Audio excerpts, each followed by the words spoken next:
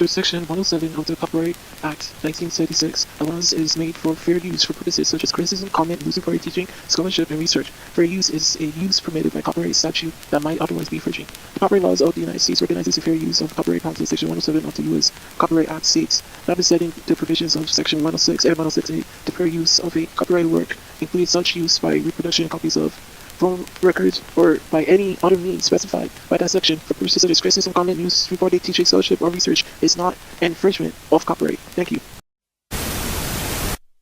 Present day. Present time.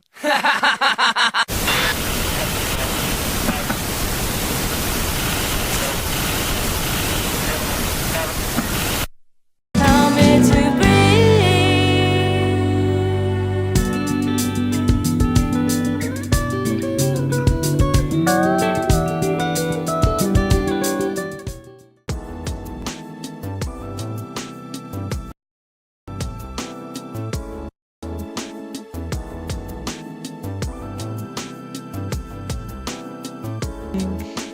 Is the microphone on? Okay, the microphone's on. Hello everybody, G-Toxy over here. And today we are finally gonna do the review of the video that I've been wanting to review. The second movie, Young People Asks, what will I do with my life? If any of you have followed me so far, many of you know I used to be one of Jehovah's Witnesses, but not anymore.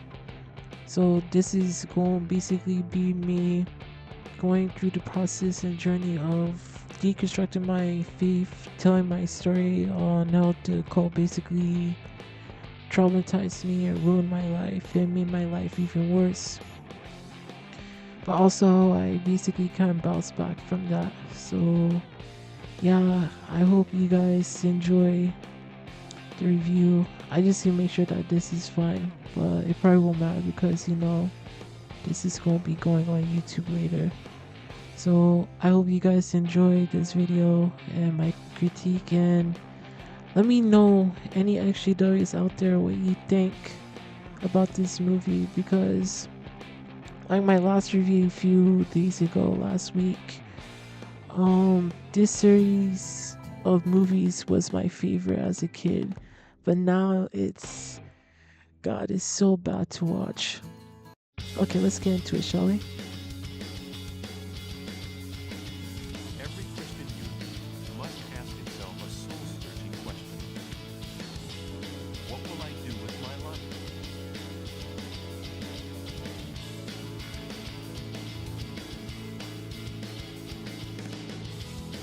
Much like Christian youth today, a young man named Timothy was faced with the decision about what to do with his life. If I may add one thing at the beginning of this movie, a lot of people always ask what they're going to do with their lives, and not too many people will know. The witnesses, on the other hand, they already know what is expected of them from birth, what they're supposed to do with their lives, and it's really kind of messed up and sad to see, especially as a kid. Imagine you're like trying to live your life as a kid, and all these adults who are like into cult and people that you know like your whole life expect you to go work for free on a cult compound, or expect you to go knocking door to door for the rest of your life. Like, that will literally drive a person crazy. It drove me crazy. I missed out on so many opportunities. So the fact that they have movies like this, looking back at it as a kid, I was enamored with this movie because of the art, and the story was like interesting, and you guys are gonna see why in a minute. But it's just honestly sad to set up something like this, asking a kid or asking someone who's a young person what will they do with their life, and you're already having the answer, not the answer, but you're already making the choice for them instead of letting them figure it out on their own. It's terrible. It's just how cults control people. Timothy lived in the first century. His home was evidently a town called Lystra in the Roman province of Galatia. Timothy Timothy's godmother Eunice and believing grandmother Lois raised him to love and serve Jehovah. However, Timothy Got that. Okay, that's a good time to pause. I just want to make one more thing clear to when it comes to the name Jehovah is basically Yahweh. According to the Tetragrammaton and the symbol and everything. I'm not gonna say it again, but that's technically supposed to be God's name. Concerning that the J did come around until like I think around the 1900s because of Germany and all that other stuff. But I'll say another person who explains it more better than me. If any of you watch Owen Morgan Telltale, I'm not gonna lie, as a kid I was scared of his content because I was indoctrinated in all this witness stuff. But now as an adult, that dude makes some of the best XGW content. So he goes into depth with like all the inconsistencies and all the fallacies and all the other stuff when it comes to witnesses. So if you're really interested in more XGW stuff and deconstruction of that, I'll say he's a good person to watch. But yeah, let's just continue on. father was an unbeliever, and as such would likely have promoted the goals offered by the Roman world. Like young ones today, Timothy would undoubtedly have been subjected to the influence of instructors who would promote worldly philosophy. Notice how they say worldly philosophy instead of philosophy, basically saying that they would promote critical thinking and free thinking and basically critical, like, yeah, not repeat myself, but they pretty much promote critical thinking. And today people do the exact same thing. People use their brains to actually think about stuff and to actually think of new ideas and all that other stuff. And the witnesses don't like that. The witnesses don't like when they have questions asked about why their doctrines are so weird. They're like, oh, why can't you celebrate birthdays? Why can't you do this and that? And they always go to the Bible. They say because this happened to this person. And it's like, that happened how long ago? Happened how long ago? You don't tell me God's gonna be mad that you can't celebrate your birthday or celebrate holidays or stuff like that. Or when people ask about the two witness rule, there's nothing in the Bible that literally says the two witness rule should even be a thing. Or when they are asked questions about child sex abuse, or asked questions about literally why they want people to literally go on social media, not be on social media. That's what they brought in their new convention, not support groups and all this other stuff. They don't like answering questions. They'll always bring up some obscure Bible scripture, use it as reference, and it makes no sense to what's being asked of them. So critical thinking, when you really think about it, most of this stuff that they literally teach doesn't make sense. It doesn't. But let's continue on. What would he do with his life?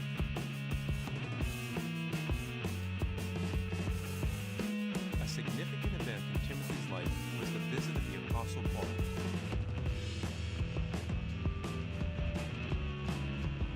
In time, Lois, Eunice, and Timothy all became Christians.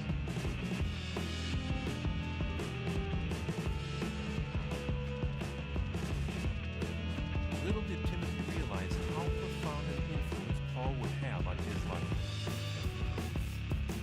I say one thing about the Apostle Paul, formerly known as Saul, the same Saul that literally tried to have Jesus murdered after that decided to change his ways, all this other stuff. The hate that this dude got was honestly deserved. If anybody has read the Bible in depth, like in some instances you can kind of tell that the apostles really did not like this man, and I cannot blame them because this dude also becomes a Christian, thinks he can run the whole entire thing. It's like, hell no, get him out of here.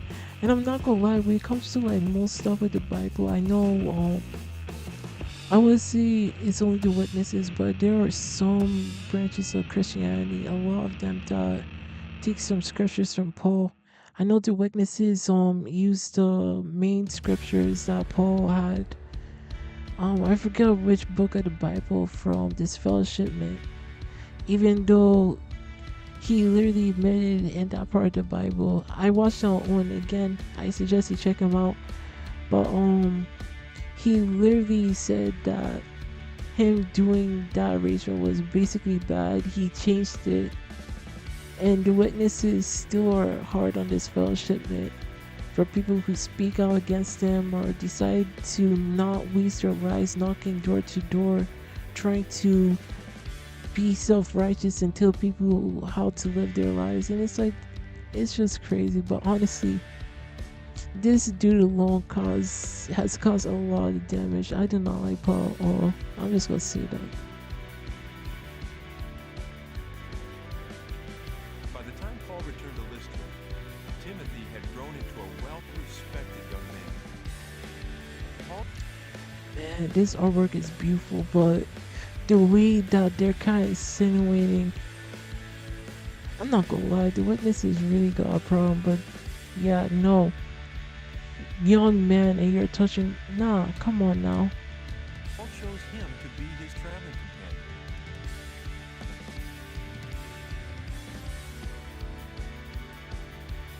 Timothy greatly benefited from Paul's training. In time, Timothy himself qualified to serve as a traveling overseer. Sure. After years of association together, Paul and Timothy were separated. Paul had been arrested and sentenced to death. Before his execution, Paul wrote Timothy a final letter.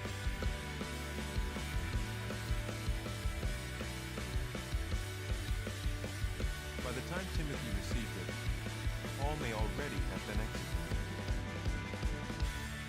Again, another reason why I was enamored with this movie is mostly the beginning. Like, look, I want you guys to like literally look. Like the last video that I was talking about, not the other young people asked video about the broadcast. For look how beautiful this is, the detail, the strokes. Look, I want you guys to look carefully. Hold on, I'm gonna let it play. Look at the strokes, the detail, the like. You see how they literally add detail towards the lighting. You see the flame. Do you see that it's more bold in the middle? Then it kind of decreases. They decrease the opacity down from the middle, from the outside corners of the middle towards like the end. And the fact that they literally use AI for the August broadcast was just baffling to me. But as Watchtower, Before his their execution, company, Paul seriously. wrote Timothy a final letter. Let's continue on.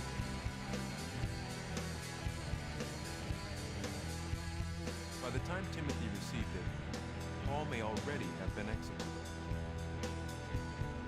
His final admonition to Timothy: keep your senses in all things. Do the work of an evangelizer. Fully accomplish your ministry.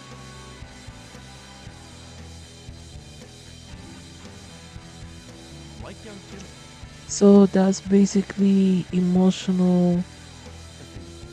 Would that be considered emotional blackmail to extent somewhat? Because Timothy continued on doing what this man said, probably because he felt guilty that he left him. But I'll say it's more like emotional manipulation too. The witnesses are very good at that. And this movie is definitely gonna show how. Christian youths today face a choice: whether to use their lives in vain pursuits Vain pursuits. Vain pursuits is crazy. So you gonna tell me knocking on people's doors, preaching to them about a never, I mean a see, this this just gets me upset every single time I talk about it. But preaching to people about apocalypse that's been preached for almost close to half a century. Not even half a century, close to like a century and a half, that has never come. Telling them all these lies, telling them that they can see their loved ones again, is better than trying to actually live in the real world, trying to pursue your dreams, and actually trying to make a living for yourself. That's vain compared to actually preaching a doomsday message. Is crazy. Get out of here. Or in the service of Jehovah. Or the service of Watchtower my ass, please. Don't be fucking kidding me with that. Well, I always loved to run. I guess it started when I was little. I'd race all the kids in the neighborhood. If anybody has watched this movie, I know a lot of people kind of view Andre as kind of a little bit slow. I'm not sure, but I've heard things. But me personally, like I said, compared to Tara, I think he's a well-written character. Back then, Watchtower had like characters written somewhat believably well. Now the characters are just like witness archetypes, or archetypes that the witnesses view the outside world as. Back then, some of these characters actually had depth, and you can actually believe how they end up the way that they end up in a way. But yeah, I liked Andre as a kid.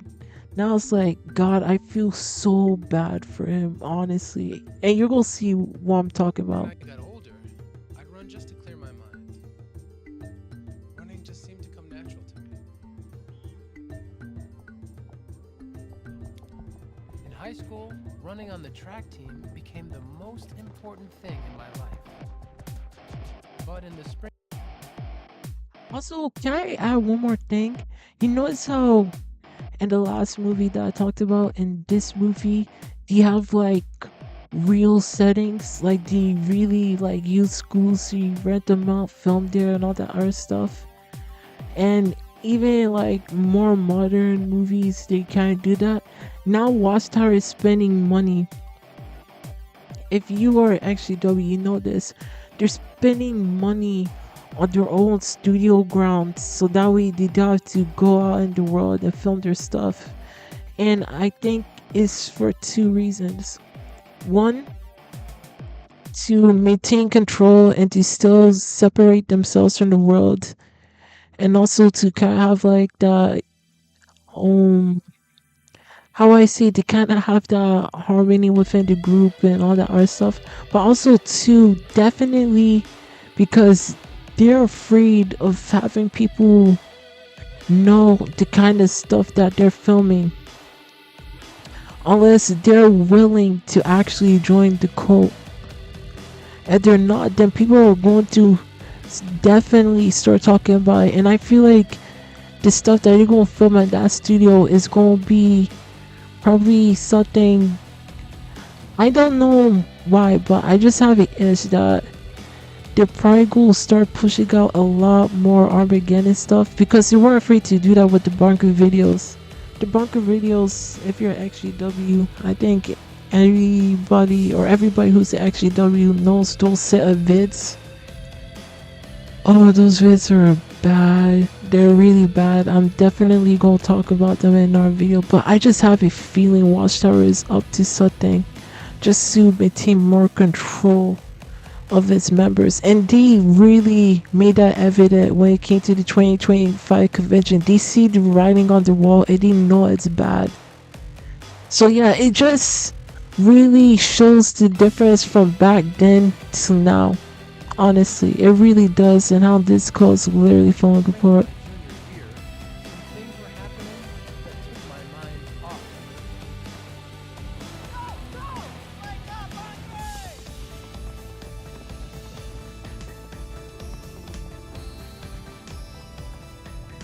My mother and grandmother had become Jehovah's Witnesses.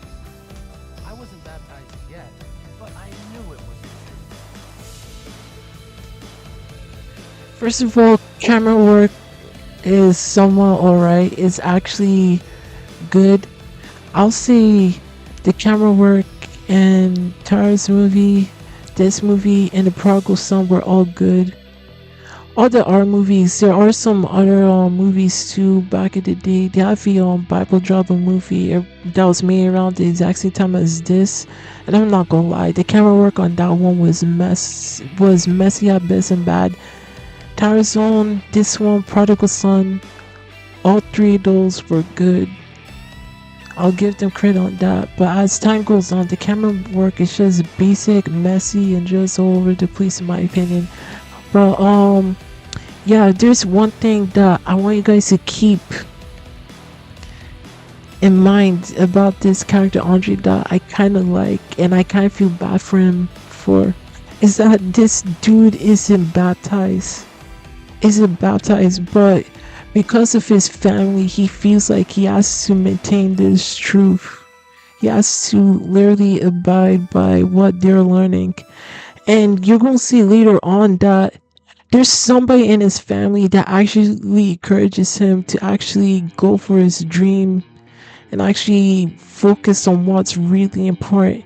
And they paint him as a bad guy. And it's like, he's not even a bad dude. Like, he's there. He's actually looking out for a family member of his. So it's really just messed up. And Andre says he knows it's the truth. We're going to see later on, he's kind of like wavering between this quote unquote truth he knows and between something that he's really passionate about. And I really just feel bad for him towards the end of this movie, the outcome. You're gonna see what I'm talking about soon. The more I learned about the truth, the more I questioned how important learning should be in my life. I'll go to my AC on, guys, so if you hear some humming, I apologize.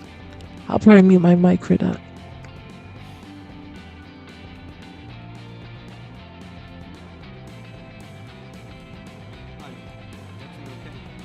Good, everything's great. Fell asleep with the wheel back. Off the time. I expect a lot more from my star sprint. You seem distracted.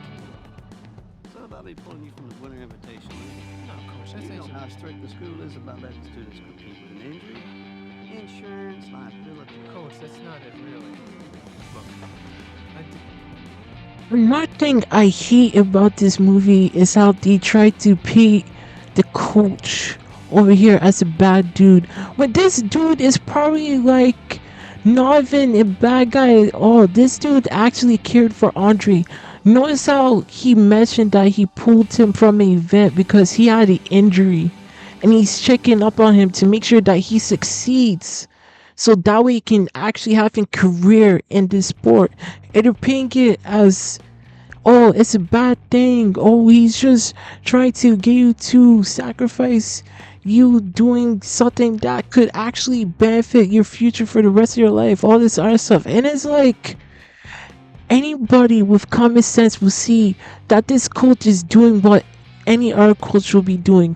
Looking out for their players and making sure that they succeed so that way they can actually have a career and a future. That's what a coach is supposed to do. And he actually cares for Andre too. Like, honestly, you're gonna see that later down in the movie, he actually cares for Andre. So the fact that they're trying to portray this dude as a bad guy, anybody with common sense will see that the coach is a bad dude. He's doing his job. He's doing what he's supposed to be doing. And the witness characters, if you watch this movie, you go see what I'm talking about as we go later on down the line. But honestly, they really shot themselves in the foot with this movie. You go see exactly what I mean. Did zone out, but it won't happen again, I promise. That's what I wanted to hear, Andre. Thursday, after school, we'll do some extra work on that blind pass. Yeah, sure. Oh, man, rain check, Coach. Sorry, I got my meeting. Meeting? Andre, we've got an invitational next week in the divisional in 3 weeks. They'll try to make it seem like he's a bad guy for reminding this kid he has responsibilities for the career he's trying to pursue. which is not even a bad thing. It's not a bad thing at all. The meetings, the witnesses, their meetings is literally repetitive.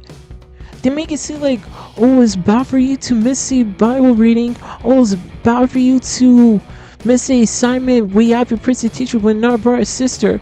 But all of those literally come and go. They literally recycle the exact same thing over and over again. Like, do you know how many Bible readings I used to go to? And it was literally almost the exact same one for like 2 to 3 years straight. 2 to 3 years straight, almost every single time, like clockwork. Like, Andre could miss that, and you're gonna see what I mean. Him missing something that's important just to read the Bible on stage in front of people, because it's helping him develop public presentation skills and all this art stuff. It's a little BS, honestly. I know, but this is different. I have an assignment. And notice how the coach said he missed a couple.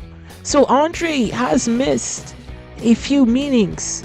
So it kind of shows that Andre deep down someone doesn't care, but you go see how that really changes in this movie. And again, it makes me really feel bad for this dude, honestly.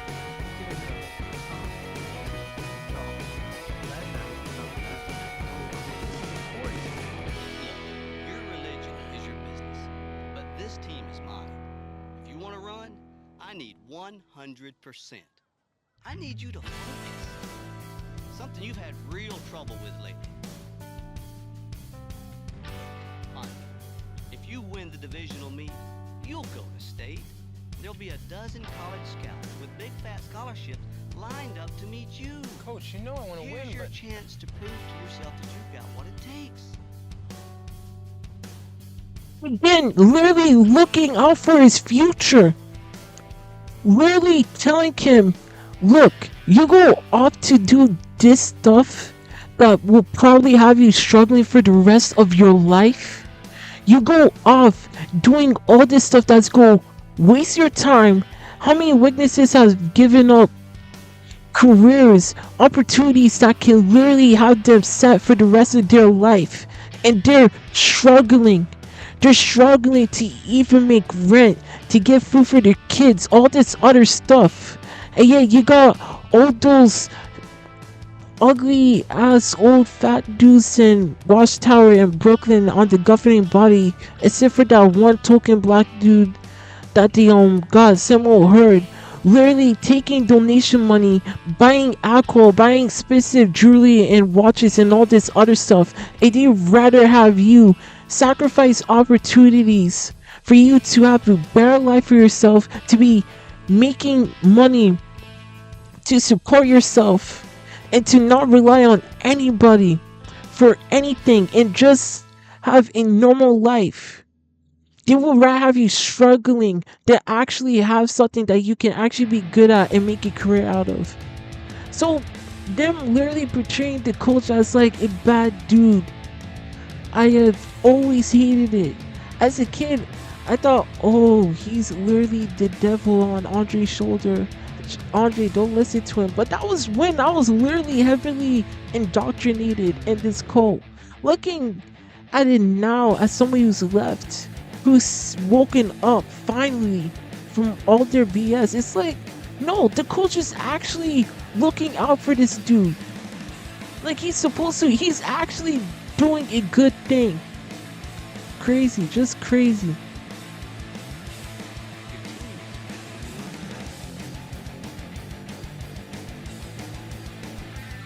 You do your thing, Thursday night at 7. Notice how David get upset. He's like, if it's that important to you, okay, I get it, you can go, but remember, and you're gonna see it later on, he's gonna say, remember, you're mine after that.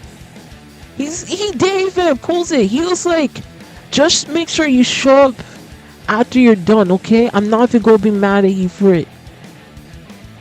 That is a good coach right there. Do you know how many coaches would have been mad if you missed practice? If you were literally slacking off? He actually gave this kid leeway somewhat. Not too many coaches do that. Andre got lucky with this dude, honestly. They really, like I said, as time goes on, as we're go in depth more with this movie, watching more, you go really see that Watchtower, the witnesses really shot themselves in the foot with this movie. They really did. You're mocking at me there. See, he's like being friendly with him, not even mad. Like he was a bit, this is before, but it was justified. He's looking out for him. He was right. I was this guy. That week, I was giving my first talk. I'd known about it for a while, but I'd been so busy with podcasting, I hadn't even started. Man, how the witnesses went from, I remember this Bible as a kid. If anybody remembers I used to have this Bible, and I used to have like the red leather one with the gold imprint that I got from Bethel when I was a kid. Then they brought out that ugly, generic, basic, like dull gray and dark gray one, and it's like it was so commercialized, and they dumbed down the text and everything. I think just to fit more to witness dogma and everything, and it was just, it was ugly. It was ugly. And I remember the songbooks too. I think they did some with the songbooks, and the songbooks were like pretty bad. So yeah, I think the new songbooks, they had like some weird sexual innuendo or something like that. I remember seeing it on YouTube, but yeah, it was pretty bad. But God, I remember this Bible. I just missed the look of it though.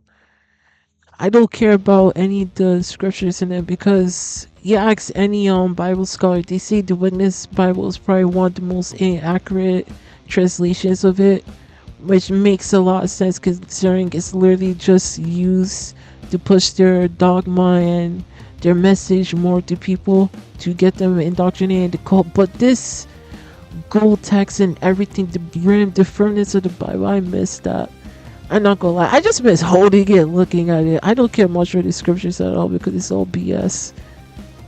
But like, damn. Okay, I was going off on a tangent. But him literally being concerned about Bible talk in the theocratic ministry school. So I'm gonna break it down for anybody who doesn't know what that is. The theocratic ministry school is basically how would I describe it? It's basically, so you do your Bible reading. They have this part in the meeting, the witnesses service is called theocratic ministry and all that other stuff. So they have talks or presentations on how they can indoctrinate people, try to get to know their interests, all that other stuff. It's basically just trying to manipulate people. It's like a manipulation course. And they have the Bible reading to test your vocal range, you see how good you are at like holding people's attention and all that other stuff. And I remember as a kid, even as like an adult, somewhat teenager, up to that point when I was still like heavily indoctrinated, every single time they'll bring up two specific points from me. It will either be vocal range, or it would either be like eye contact.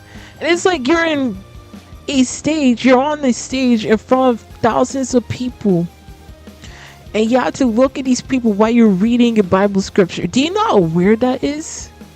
And they're like, oh, you gotta use your hands to show emotion and all this other stuff. I'm like, heck no, I ain't doing no Stephen Leck kind of shit. Are you kidding me? And they're like, vocal range, you gotta be loud. I'm like, I can be loud if I want to, but I choose not to. Like, nobody likes a loud person, and I'm already on a microphone. Why do I have to be more loud when the microphone projects my voice? And they have like, and the Kingdom Home that I used to go to, they have like a sound system, surround sound system, and they have it like around the whole entire place. So the fact that they want me to like project my voice more and be more loud, when that surround system, that sound surround system, could have already carried my voice out throughout the whole entire stage. Criticizing me on that is ridiculous. And they did cry elementary school. For anybody who's actually W knows that school was a load of BS. It was bullshit. Fucking bullshit.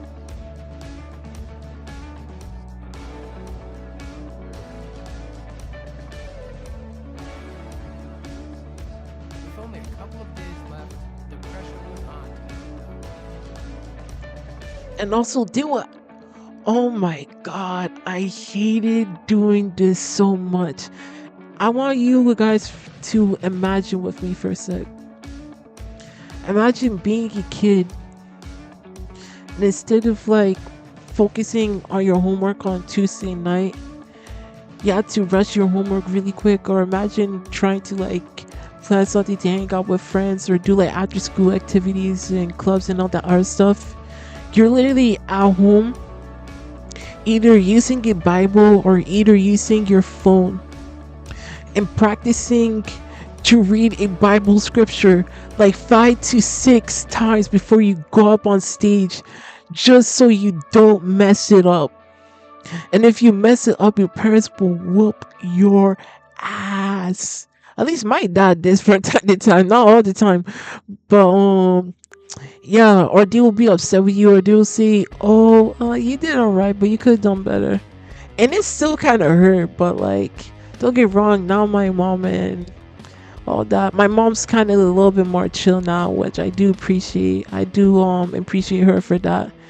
But like yeah, but just imagine that being a kid, you're have to rehearse just to read text from a book from like how many years ago, and you have to pronounce these names like Nebuchadnezzar or Shadrach, Benak or Abednego or whatever those dudes were that were in that furnace and Babylon and all this other stuff.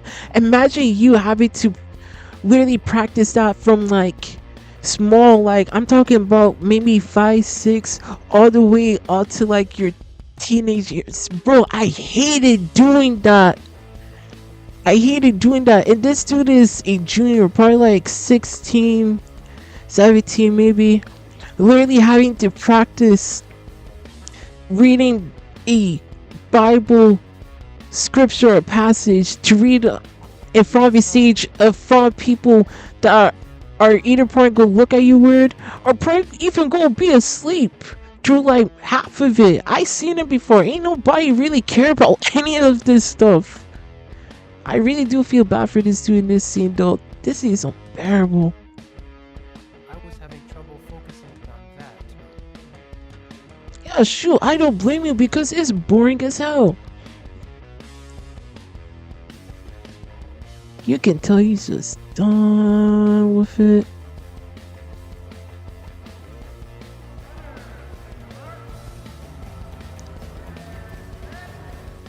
You see that? He's like literally dreaming. This is what he really wants to do, and they're gonna portray it in a bad light.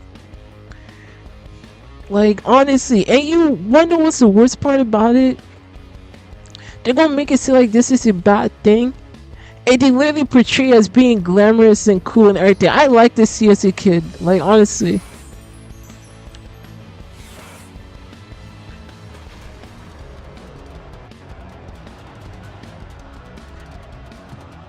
He's literally visualizing his future as a runner. They're gonna make it seem like it's a bad thing when it's not even bad.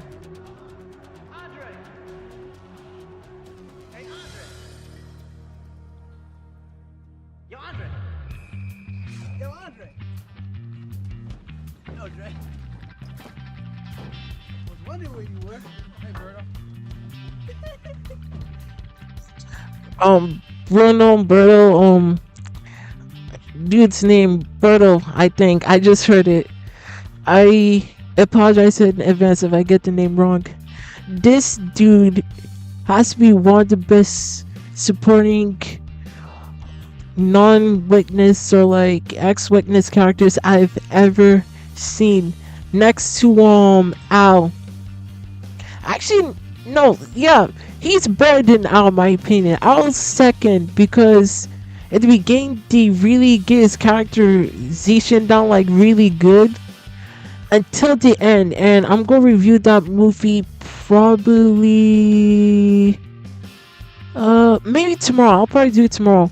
But I always like this dude, and halfway through the movie, they're gonna make it silly like he's a bad guy, but still, he still looks out for Andre. He cares for Andre, and he cares about his team too. So, literally trying to portray this dude as a bad dude again really backfired for Watchtower in this movie. Man, you just becoming a regular monk or something. Just for some reason, that's all. Maybe you should do some reading on how to take off when I hit my mark. What, you never messed up? Besides, I made up the lost time. Come on, man. It's like your head's not in the game anymore. Ever since you started hanging out at that church, Freedom Hall, whatever. It's like you've been going through changes or something. I mean, when was the last time we just hung out? You see that? You see how distressed he is and how bad he kind of feels? And not to even mention, his friend actually is concerned about him. They haven't hung out ever since he's been involved with the witnesses. And that's another thing, too, I've always hated. And I'll say this time and time again in any movie I review when they bring up them losing friends when they become part of the witnesses. I used to have a plethora, not like a large amount, but plethora of school friends that I would hang out with. I used to be part of a gym club in high school, but I had to give that up because my mom was concerned about the association that I was hanging out with. Even though these kids were nice as hell, cool as hell, literally helped me get my gains and everything, I was so dedicated to that club that I lost so much weight. I was literally at 200 pounds. Probably one of the lowest weights I have been in a long time. And when I was with the witnesses, bro, I gained that weight back. Oh my god. If you have witness friends, especially those judgmental or self-righteous or literally controlling ones, I am telling you, cut them out of your fucking life. They will make your life a living hell. I remember I had this one friend, right, witness, compared to quote unquote my worldly friends that I had back in the day. My worldly friends, bro, as crazy as somewhat a little bit mean as they were, at least they will be somewhat cool. This dude was just a overall dick in general. I got these shades, I want to get these shades. He's like, oh, those don't look cool, don't even get them. We went to the mall, I want to get this and that because I have my first job, all this art stuff. And he was telling me not to get certain stuff on how to dress. And I remember there's this prestigious witness family in my hall, the hall that I used to go to. And he married into it. And I remember I asked him, do you want to hang out sometime? He's like, nah, I gotta hang out with them. And he literally treated me like shit the whole entire time. They had a huge family reunion, and I was invited because they kind of viewed us like family a little bit. We hanged out. He was treating me like shit, like he didn't know me. The after that, he literally cut me off saying he didn't want to be friends anymore for no reason whatsoever. And at this time, I barely had any friends that I could relate to as a witness, and it was miserable. I still barely have any friends now as it is, and don't get wrong, I'm kind of better now. I still talk to some people from time to time, text messages, all that other stuff, and I'm trying to be more open to making new friends and meeting new people and experiences and everything. But as a witness, I'm telling you, it was miserable. And then after that, he's like, oh, I want to be friends with you again. I'm like, first of all, hell, and second of all, no, you can go fuck yourself, bro. Because when it comes to witnesses and friendships, they can care about only one thing. Actually, no, two things in particular. What they can get out of you, or if it makes them look good by association. It's literally about their own image and all this other stuff. I was like, nah, I'm done.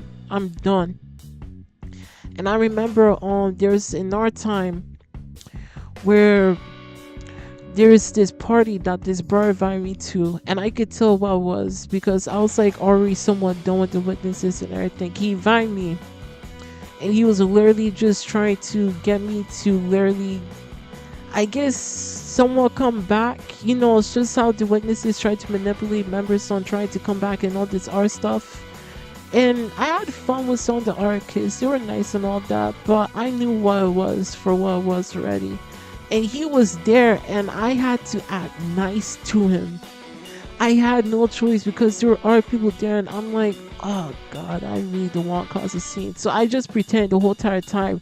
After that, I was like, yeah, I'm done. That was the last time. I hated that. I felt comfortable around him. I do not like it. And another thing about witnesses and friendships, they don't know what fucking boundaries are. Honestly, I hated that so much, man. So much. And I'm telling you now, if you are a witness watching this, cut your witness friends the fuck out of your life. If they are kind of like teetering, if they're like going towards the XGW route, PMO route, homo route, keep them in your life. Because I guarantee you, they will probably mature, they'll probably grow up, and they'll probably be the best thing or the best friends you probably ever have. If they're like full blown dedicated to the cult, to the witnesses, to preaching all that art stuff, cut them the fuck out. I tell you right now, get yourself some quote unquote worldly friends. Get yourself some normal fucking friends, because those people will probably be the most funnest people that you can probably hang out with. And also, they'll probably be the most truthful people. Don't get me wrong. Are there like crooked like people out there in the regular world? Yeah, there is. I'm not gonna lie about that. I think every single person who's the XGW has experienced that. But there are people out there in the world who are really, really fucking nice. More so than the witnesses. And I've experienced that time and time again. And I have missed out on opportunities of friendship like that because of me trying to maintain this quote unquote boundary of not associating with people who aren't witnesses, which is absolute bullshit. When most witnesses, I guarantee you, are probably some of the most toxic people that you could ever fucking meet. I'm not lying that. I'm not lying about that in any sense of the word. So I'm telling you, get yourself some normal fucking friends. No GW friends, bro. They'll make your life miserable. I'm telling you right here and now. So the fact that you can tell Andre's somewhat distressed about this dude asking how come they don't hang out with more, I completely get that. I've been there before. It's terrible. It really is.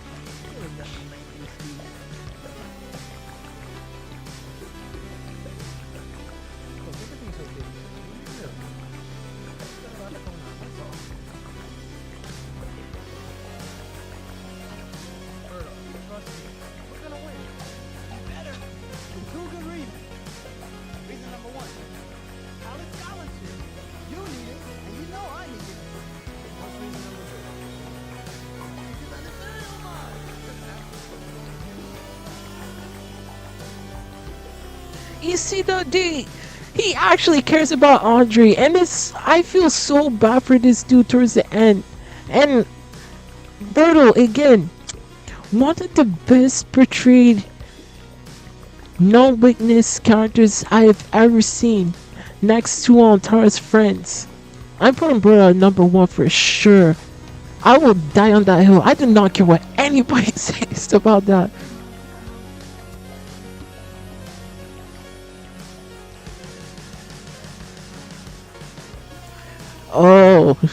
Oh shit, here we go. Here you go. Mom and grandma are getting a little bit of attitude like, damn, this boy Rigo spent his time going on that track, putting in the effort to actually make a career, making sure that he has money for himself and living his best life instead of having to go door to door and sacrifice his life and be broke. Hell no, bro. I hate that. We get that judgmental look from a witness for like judging you for trying to be normal or actually be normal, and you just fed out with the BS. I hate that judgmental look.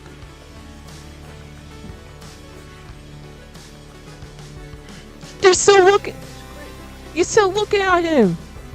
Like, darn, you just came back from practice. How about you say, how's practice today, son? I bet you're working hard. Like, be happy. Shoot, it could be a lot worse. Black kid in America could be a lot worse. Seriously.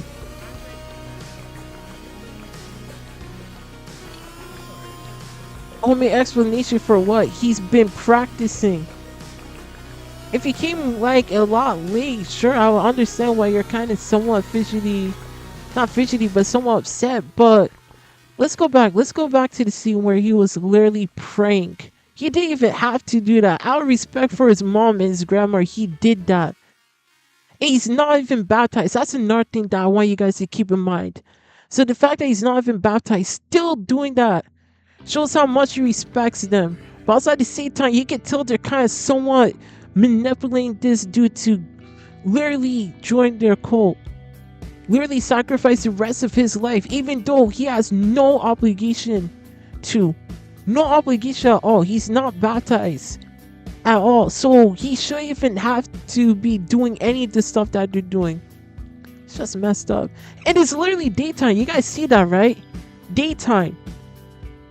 Y'all gonna be upsetting him if y'all don't get your crazy blackhouses over here, bro.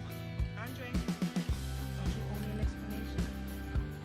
I'm sorry, Mom. Practice was wrong. Again? Well, like Dad says, practice makes perfect. You better have to work you so hard. You barely have time for anything else. Like that. Yeah, do the witnesses have to work you so hard that you guys can't focus on having a normal life? Shoot, grandma look like she's 75, 80, still going door to door. How about retirement? Shoot, go to Florida, go traveling, do something besides knocking on door to door. Literally waking people up at like 5, not even like 5, like 7, 8 a.m. in the morning, asking them if they want to read this brochure or read this Bible scripture. Shoot, I guarantee you the person who woke up probably has a baby upstairs and they're probably already crying for them. Like, come on now.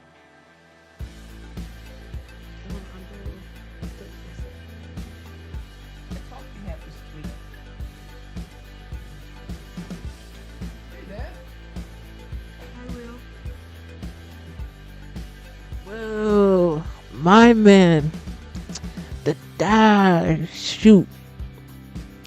The dad literally coming back from work. Literally, and you guys should go see what I was talking about earlier. Why I do not like how they portrayed him. But also at the same time, they kind of shot themselves in the foot with this one. Bye, Daddy. Hey, son.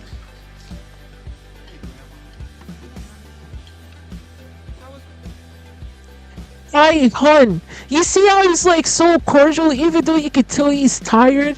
And they go try to make it seem like this dude's a jerk. If he was a jerk, he would have said something else. Trust me. He would have said something else.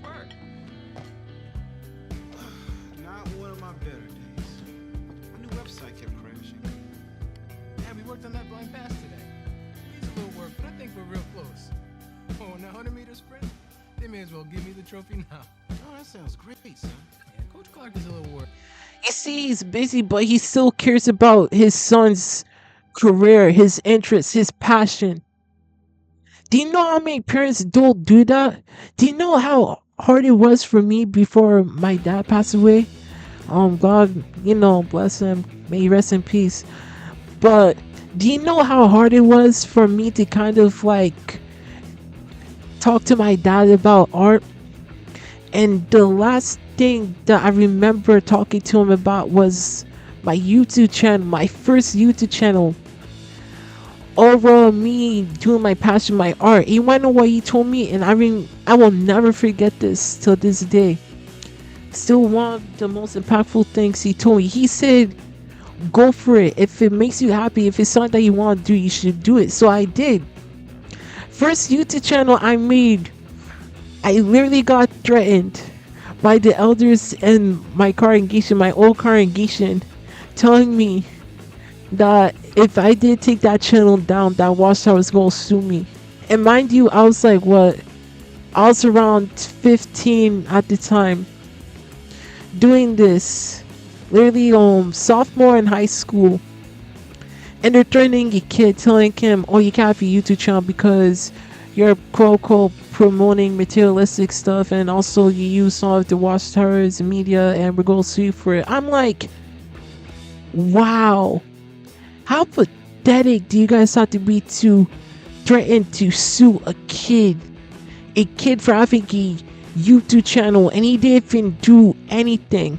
They literally gaslighted me to delete that channel, and I remember I look back at it, I'm like, I didn't do anything wrong. I didn't even use any of their material. So they were just finding a way for me to get rid of that YouTube channel.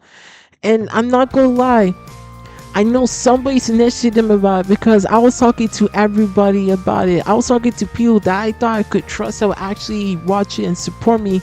Kind of find out, as a witness, if you not knock on them doors, your passions are going to drop to the floor, and that's a fact. They will, whatever you're passionate about. If you're passionate in sports, oh no, you gotta put Jehovah first. And you want to do art, you gotta do it for Jehovah. You want to do singing, get your ass up to Bethel and start singing them kingdom melodies and do it for Jehovah. That's what they want. Shoot, you can't have a career, you can't do this, you can't do that. It's literally all about control. That's all they care about. And I remember after they told me that the person who snitched on me, I think it might have been other, I'm not sure. Witnesses are sneaky, but they were literally telling the whole entire district about my channel. Everybody was making fun of me for it, even though it's literally something that I wasn't really ashamed about.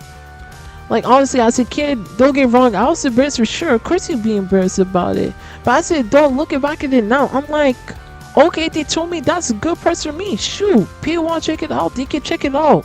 Get more subscribers that way. Get more traffic to the channel that way, So it's like the fact that that person or individual took the time to like try to make it seem like, oh, he's embarrassing himself by doing this YouTube channel instead of going door to door and doing stuff for Jehovah and all this art stuff. Even though going door to door is literally embarrassing yourself almost every single day.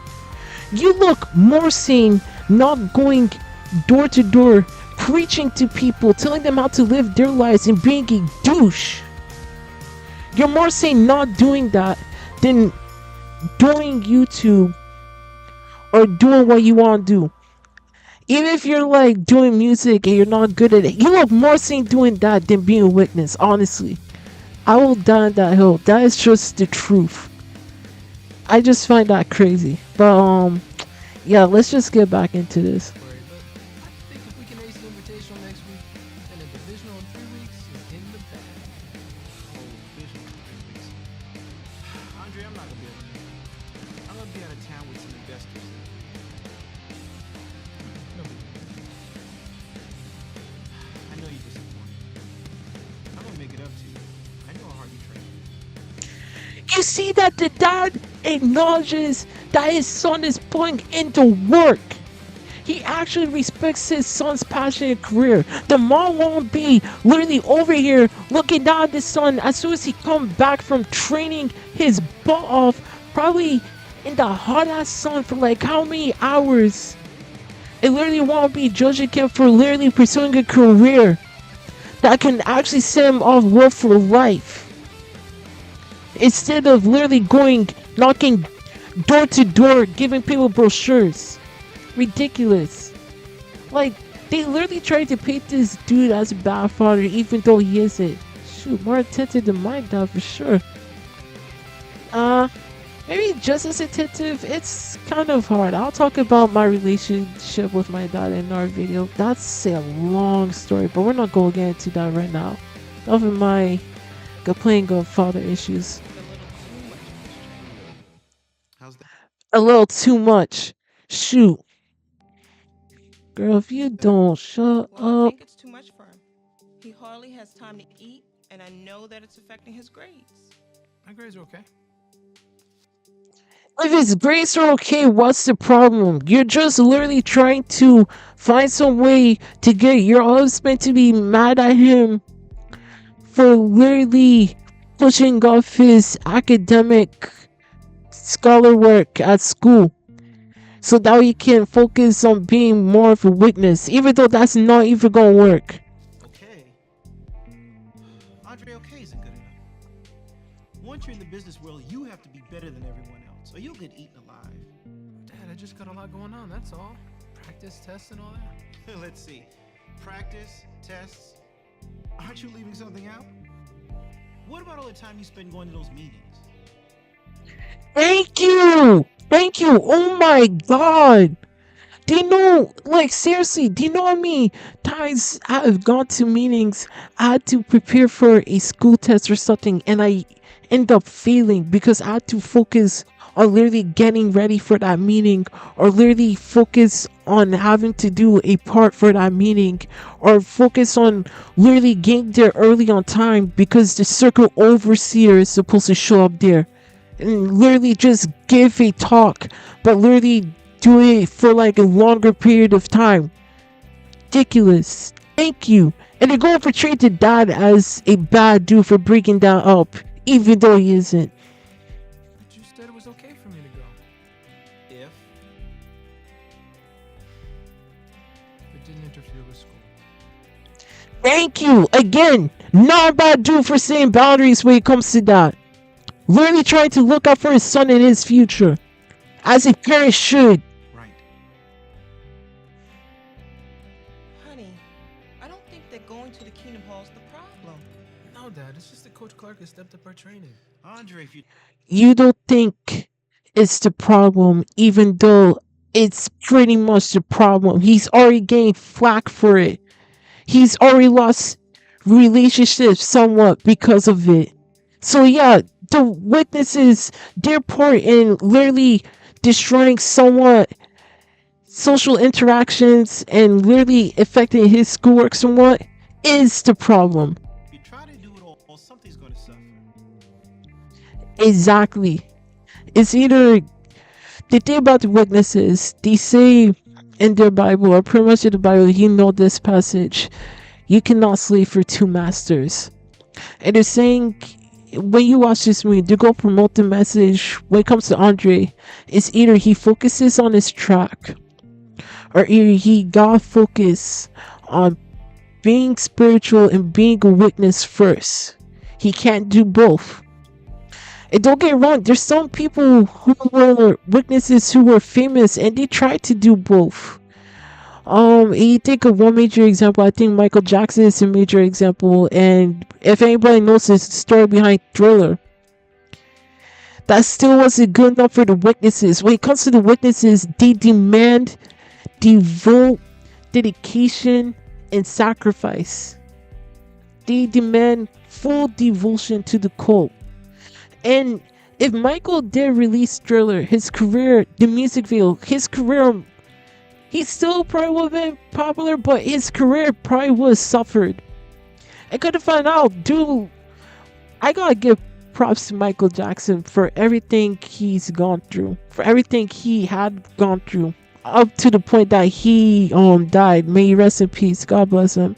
But yeah, when it comes to Michael Jackson, the fact that he even had one of his managers, one of his producers say, look, you gotta like toughen up, bro. You can't let this religion like control your life. You can't let people control your life, all this other stuff, you know.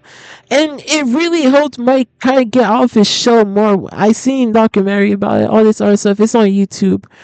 But honestly, when it comes to witnesses, you either have to be fully devoted to them, give up what you want to do for the rest of your life, or either you do what you want to do and you get the boot and you lose everything, your family, all that other stuff. I'm like, if anybody knows where I'm coming from, XGW, Pimo, or not even witness, you got like literally admit that's crazy. That's literally crazy. But for me though, I'm gonna do what I want to do. I think if you, again, like I said, if you are a witness watching this, live your truth, live your life. I'm telling you right now, because life is too short to be knocking on those doors and living for that cult for the rest of your life. You keep doing that, you're gonna be miserable. I know it got me to a point where I'm not gonna see it, but self-harm is real. It's real and it's not a good thing. It's not easy to deal with that. I'm telling you right now. You're better off living the life that you want than literally sacrificing the rest of your life for these cult pieces of shit that will not give a single damn about you. Honestly, and that's just the truth. Okay, let's continue on. You're gonna have to start being more responsible, son. Will, this Thursday, Andre's going to do something very responsible. He's going to give a talk in front of... Yeah, he's gonna do something very corny. Grandma, nah. Like, don't get me wrong. I know you're trying to look up for your grandson. You think this is the best thing for him, but it is not. He'll be struggling for the rest of his life. For the rest of his life. of 100 people at our congregation. Well, I don't see how that's gonna help him be better in school. Or anywhere else for that matter. For real! If Andre wanted to be a good public speaker, talker, he can literally do that in college. They have courses for that. They really do. So him going to that hall and you saying it's going to help him be good at public speaking, and you're going to see her bring this up when I unpause this video. All this art stuff is BS. It's literally just found BS. Again, when it comes to Watchtower, they really shoot themselves in the foot with this film. Well, he's learning how to communicate, to teach. These are skills that can help Andre in whatever he chooses to do. Honey, why don't you come to his talk and see for yourself? Yup, there we go. Typical witness MO. They find ways to manipulate you into going. I'm not gonna lie, I've been there. Some their methods worked. It worked for me when I was a kid and I was trying to get people to join. I'm telling you, like, they will do whatever it takes to convince people to join. And you see how they're like, oh, if it's gonna help him, maybe you should see for yourself. It's like, no, this ain't gonna help him. And she's saying, oh, it's gonna help him to teach people, you know? It's like, again, college. They literally have courses for people if they want to be teachers. Literally contradicted themselves, literally shooting themselves in the foot with this movie. I just can't. Honestly, let's continue. Yeah, Dad, you don't have to stay for the whole meeting. Whoa. Hold on. We all had an understanding, right? This is not my religion, it's yours. No offense, son. I will not go to the Kingdom Hall. Not now, not ever. Understand?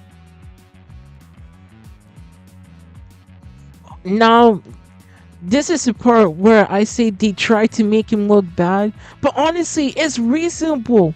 If they have a understanding, like, look, I told you guys I ain't interested in this. I can see the writing on the wall. I know this call is absolute bullshit. If you guys want to do it, fine, you do it. That's you. But I'm not going to that.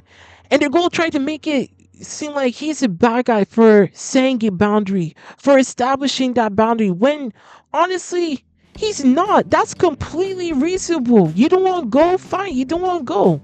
That's completely your choice. It's free will. Like, honestly.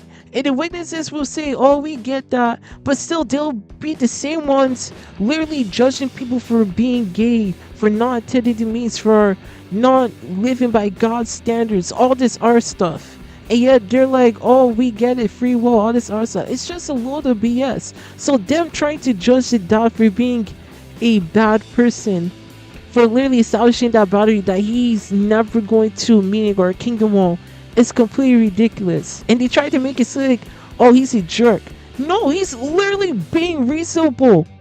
He's literally sound of mind. That's what a reasonable, logical person would say. Crazy person would be like, oh, sure, shoot, let me go. Like, no. He knows what it's doing to his son. He's clearly seen the negative effect that it's had on his wife and the grandmother. Clearly, so he's not gonna fall for it. I don't blame him. I just thought that if you don't mind, I would like to finish my dinner.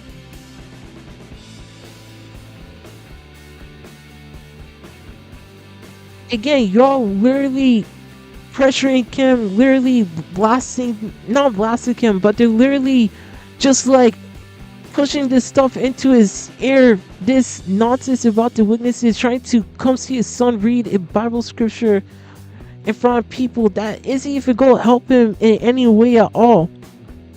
And he's already tired from work. I don't blame him for being upset. And it's like, if he's already told you, I do not want to go, why you go mention it again? And he's already mentioned, I don't want to do it. Just let the man be. If they're going trying to make it seem like he's a douche when he's literally being reasonable. I don't think it's too much to ask if somebody doesn't want to do something. They respect that. Shoot. Simple. Don't like it, then get a life.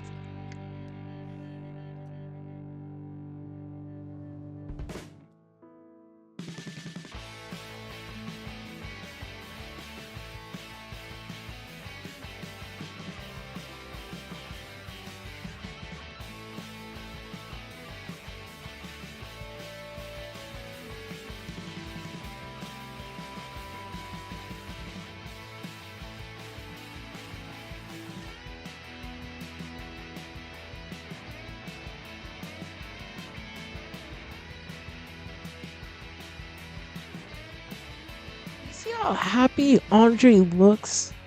And it's like, again, like I said with the last movie with Tara, you see how happy she looked just living out her life normally, like a normal person, and not being dragged down by all this weakness stuff and the pressure and everything.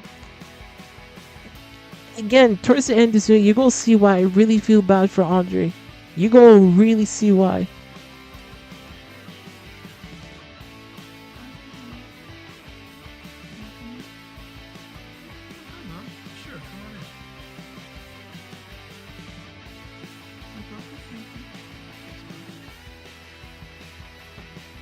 Sure, come on in.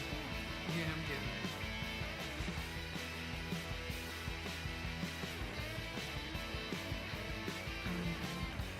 Your dad loves you terribly. He's had a hard time out there and he doesn't want you to have the same struggle. I'll make this up. So she can acknowledge that her husband actually cares for his son.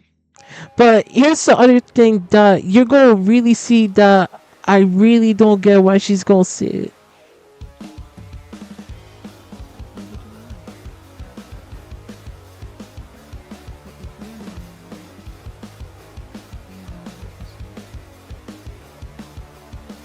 I know your dad supports you now, but I'm trying not to interfere. I don't want anything to become more important than your relationship with John. His relationship with Jehovah is more important than him having a career. And yet, you said that his dad is concerned about him making mistakes, literally working and struggling hard like he is for the rest of his life. And more concerned about him having a relationship with a God that probably is way too busy doing who knows what. I'm not gonna say, but you're literally more concerned about him having a relationship with God than him actually focusing on a career that could actually help him not struggle like his dad for the rest of his life.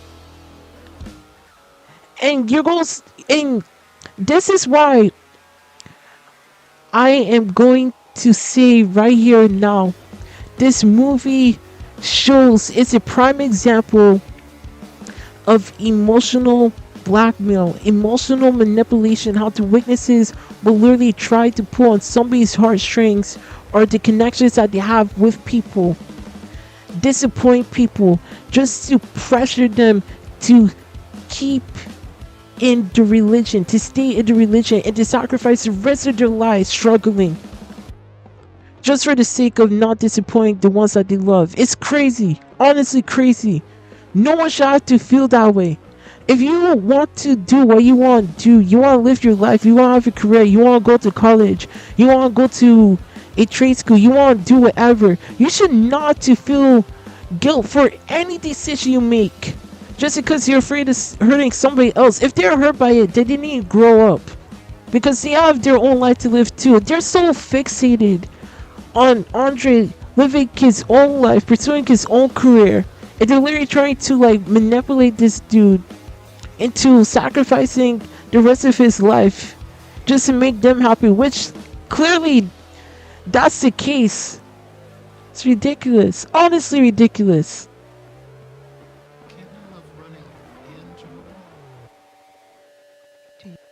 For real!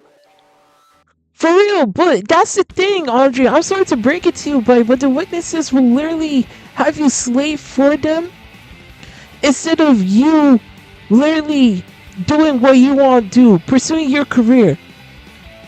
They will rather have you work till the day you die, not give a fuck about you. Literally say at your funeral, he'll say, really good servant for Jehovah, and he focused on preaching to the people, and he loved Jehovah so much. They'll literally be saying that at your funeral instead of saying what you actually want to do with your life or what you're passionate about. It's all about Jehovah, and it's all about their full indoctrination and literally having people slave away the rest of their lives just to get more people indoctrinated into this cult. It's crazy. It's lunacy. I'm sorry. I'm just gonna let this play through. Got me so upset.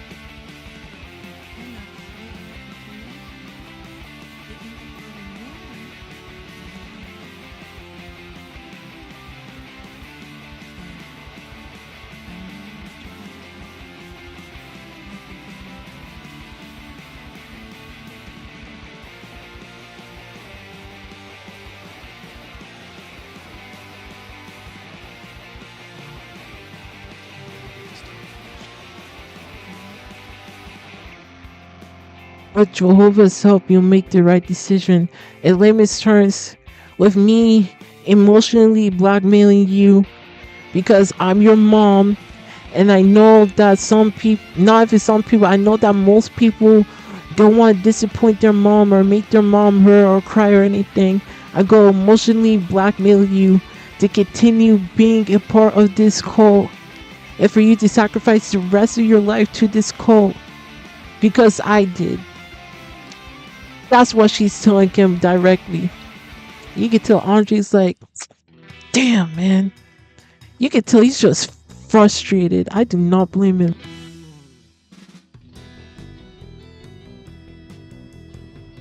You do a good job, honey.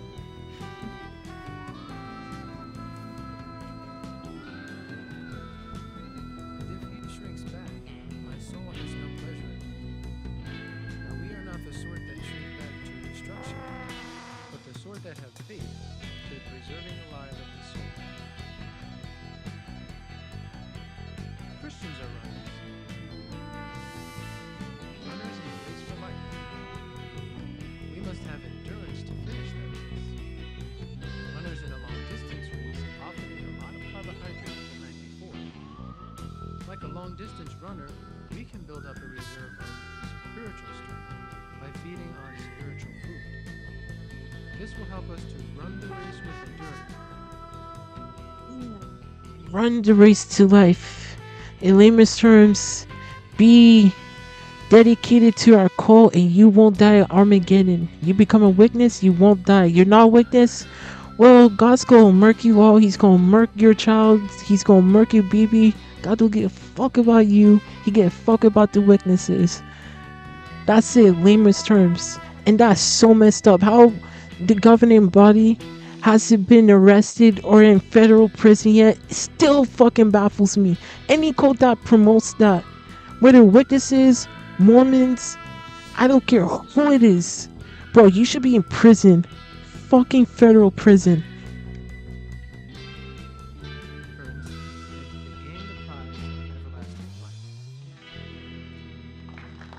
Oh no. Oh, you great hair son of a bitch. Hey, we're looking forward to your next one. Thanks, I appreciate it. Oh, great. Hey, Andre. Oh no. That was your first talk. Real Mike. Goddamn Flysick. Oh man, this hurts because as a kid I used to love this character. Now I see him for what he is, and it's like, oh man, I hate this dude. Like, I don't hate him. Like, actually, no, I'm not gonna lie. I really do hate this dude, and you're gonna see why. Oh my god. Like, Jesus Christ, he really screwed over Andre, man. You're gonna see exactly what I mean. You did an excellent job. Thanks, man. Your illustration about eating carbohydrates. Well, I guess talking about running comes pretty easy to me. So I have heard. You know. I was in the sports myself when I was young. You were? There we go, typical witness manipulation. They try to get to know your interests and they talk about it to relate to you. That's how they get you. Don't fall for it. You gotta pay attention to that. Like, honestly, that's witness, like, teaching 101. That is witness propaganda 101 right there. That's how they get people to join. They talk of your interests. They see you have kids, they talk about your kids. They see they like music, they talk about music. Anything to get you to join the cult, man. I am telling you right here and now. That's how they get people. Don't let this fade for you, young man. When I was your age, I had dreams of submitting your witness. And I never knew that. But someday, I will tell you about it. Say, I was wondering, do you know of an energetic young man who would help me with a small project around the house? Sure, Brother Flies, I'd be happy. Come by Saturday after practice. Wunderbar.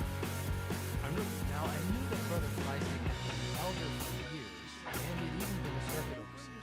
So I was a little nervous. I actually thought about canceling, but I decided to get my hair done.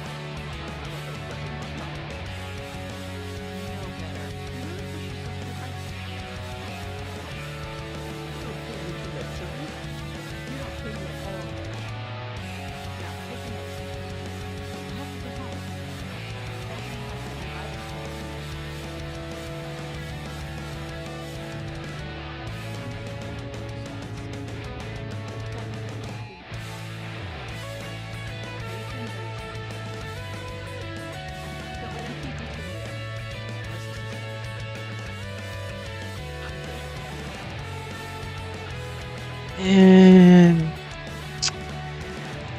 Bible study. Well, at least you care for that. Most witnesses will literally. Oh man, I don't even know what to say. But I'm just saying there are witnesses that are so dedicated to this religion that they will literally sacrifice family members who have heart conditions or like blood clots, or people in their family have like medical problems. They'll literally sacrifice family members. The blood policy, man, I'm telling you, over this religion. That's how dedicated some of these people are. It's crazy. Okay, let's continue. When I heard you talk the other night, I thought to myself, this young man has potential. He's an illustration. By the way, did you use the index when you researched your picture? What index? Index is like a map to hidden treasures. You just have to know how to use that map. Can you see that dark red book over there?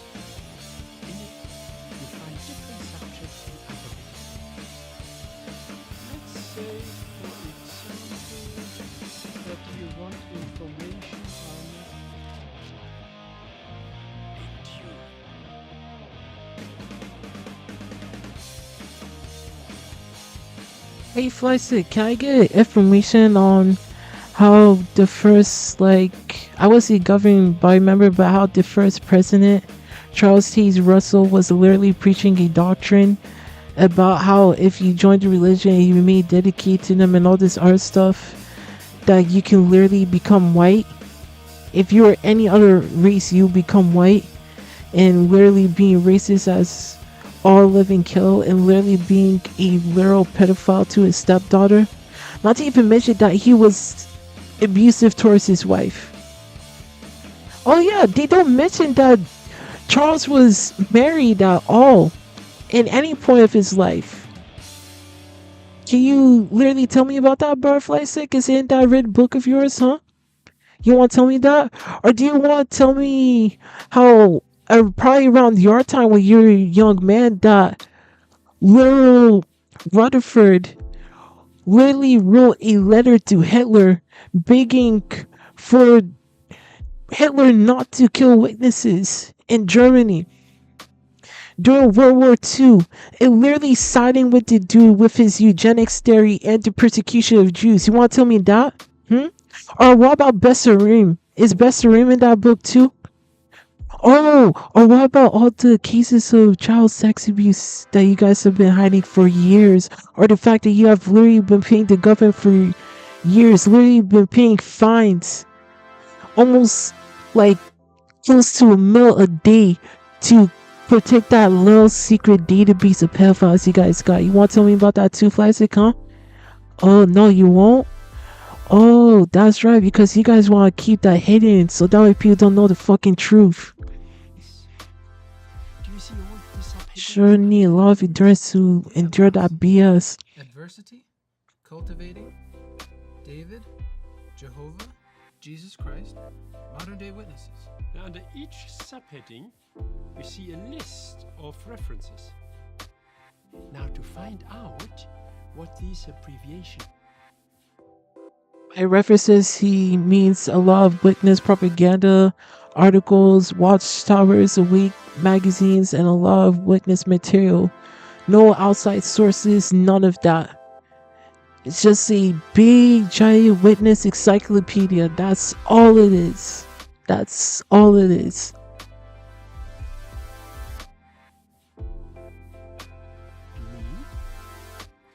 You just turn to the front of the index, and here you have them. And you know, there is another interesting feature. For example, you read a Bible text, and you want to know what is the meaning of it. We had a race with a local school that week, and the divisional meet was getting closer. So the coach was really stepping up the pressure. All right, back there.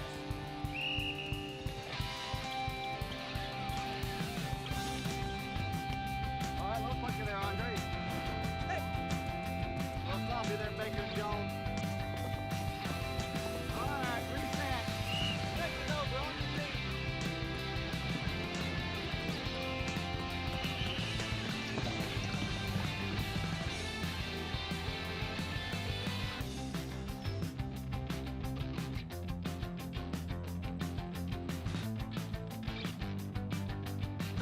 Damn it, Andre. How many times does this old man need to paint his fence? You literally look like you were done last time. Oh my god. Barely painting this fence is way more important than actually working for a career that could actually help you be set for life. Jesus Christ. It's like, what, the second time already? And I'm already fed up with it. Here you go. Some more paint, my friend. By the way, I didn't see you at the meeting on Thursday. I was concerned that you'd been sick. I was concerned that you decide to miss our meeting to literally be more brainwashed, and that's pretty much it. I don't care if you were sick or not, and even if I was, I don't think I'll do much about it, except I'm one of those really, really kind witnesses. I'll bring soup to you and all that other stuff, but still do it so I can manipulate you into staying or feeling guilty if you leave for doing anything bad. Yeah, that's pretty much it. Just another way of controlling someone. Because the divisional meet is just 2 weeks away. Coach is very busy this time. Here we go. It's a lot to be a winner, doesn't it? How far do you think you'll go with your running? Here we go. I've always dreamed of running in the Olympics. But I don't know if I'm good enough for that. I'll probably get a scholarship to good university. Do a good job. I'm pretty happy with that. Ah, a good job. It's nice to think about. Yes, it is. What sort of spiritual goals? Oh, you mean like getting baptized? That's it. Oh my god, fly sick man. Okay, I'm just gonna let this play through. I don't even know what to say. Just literally digging right into it, huh? We're just really getting direct with it, aren't we?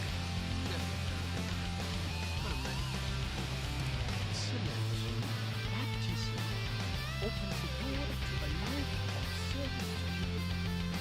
Have you ever thought about the many opportunities open for a young man like you? Pioneer, ministering to others. I don't know if I'm cut out for any baptized. It's not a requirement. The Bible is full of it. That which is called plastic. We give him our best. How do you know what your best is? The coach says you are the best runner on the team. Why does he think that? I knows I'm fast because I work really hard at it. I take it very seriously. Now, suppose you start missing practice. You are distracted by other things. The day of the big race comes, and you finish in last place.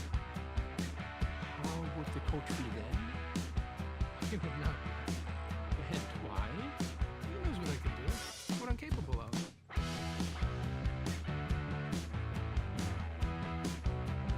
guess he didn't know I wasn't giving it my best.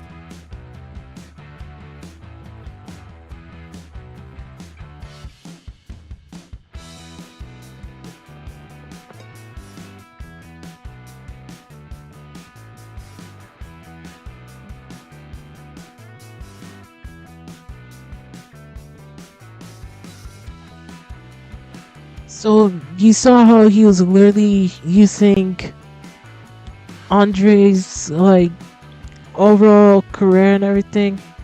Literally using Andre's whole entire life experience to basically describe how he should put more time into being a witness. Just literally trying to manipulate him. Crazy. Honestly crazy.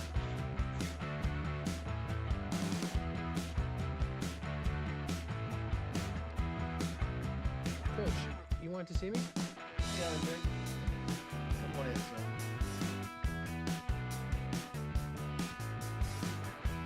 Are you okay? Oh, yeah, fine. It's an old age you're acting up. How did it happen? My junior year in college. I was practicing for the conference finals. I was throwing around the curve and my I go down like a sack of potatoes. So you didn't get to run in the finals. Well, I got to run all right. I got some real strong painkiller. Lonnie got to use that stuff. Wish I had that for the winter invitation. Yeah, right. As soon as school found out I let you run with an injury, I'd get you out of the job. Anyway, stuff worked out. I won the race. What's your leg like this time? Yeah, a couple surgeries. Painkiller from time to time. And I tell you what, Dempster, I don't regret it a bit.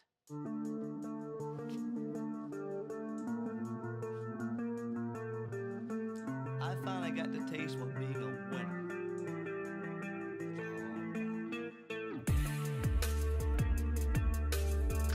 Coach, I know why you want to see me. Cause your performance today was less than stellar. Something like that. No, that's not why. I want to have a seat.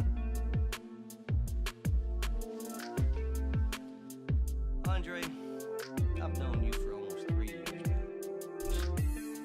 Probably spent more time with you than with my own kids. You're one of my best runners, hands down. If there's anyone on this team that's got what it takes to be a winner, it's you. You see how the coach wasn't even mad that he didn't even perform that well today? He's literally looking out for Andre, and the goal portrayed as a bad thing. Even though it's not, he's literally looking out for him so that way he can succeed, have a career, have a future.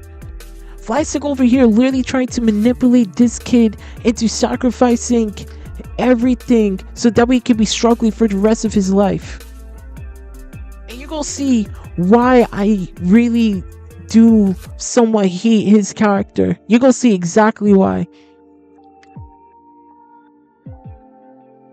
This isn't about some little high school race. It's about your future.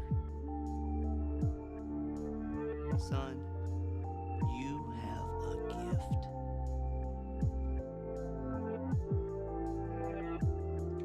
Damn, my Wi-Fi connection acting up. Okay, hold on. Well, I guess it was kind of sorry to talk about this part.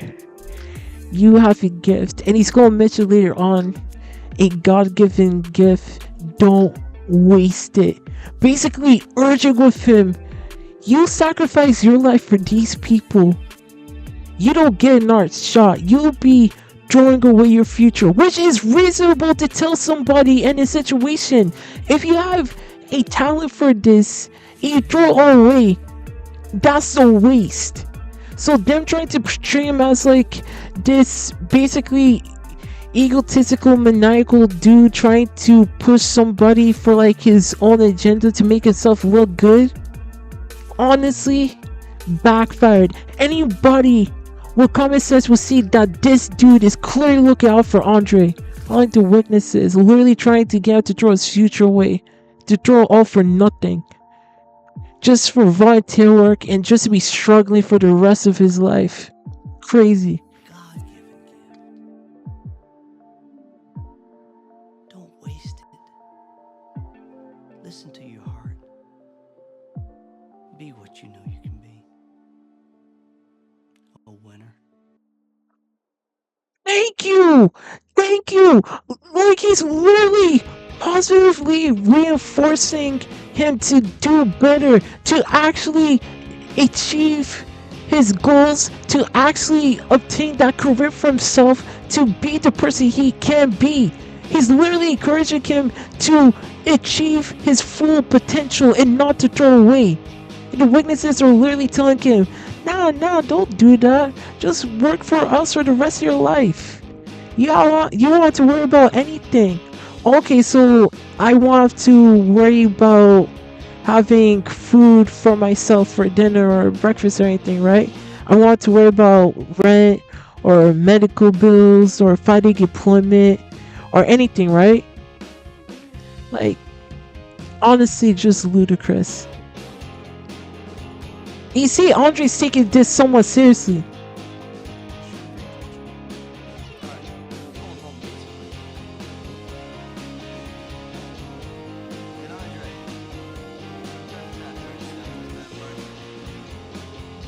Actually showing concern for him too.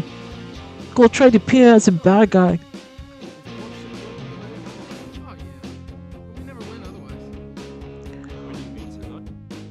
Yeah, asking him the coach is working him really hard.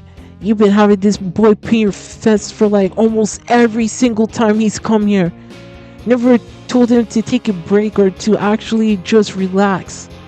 Just hang out. But then again, if you want to hang out, it's not really hanging out, is it?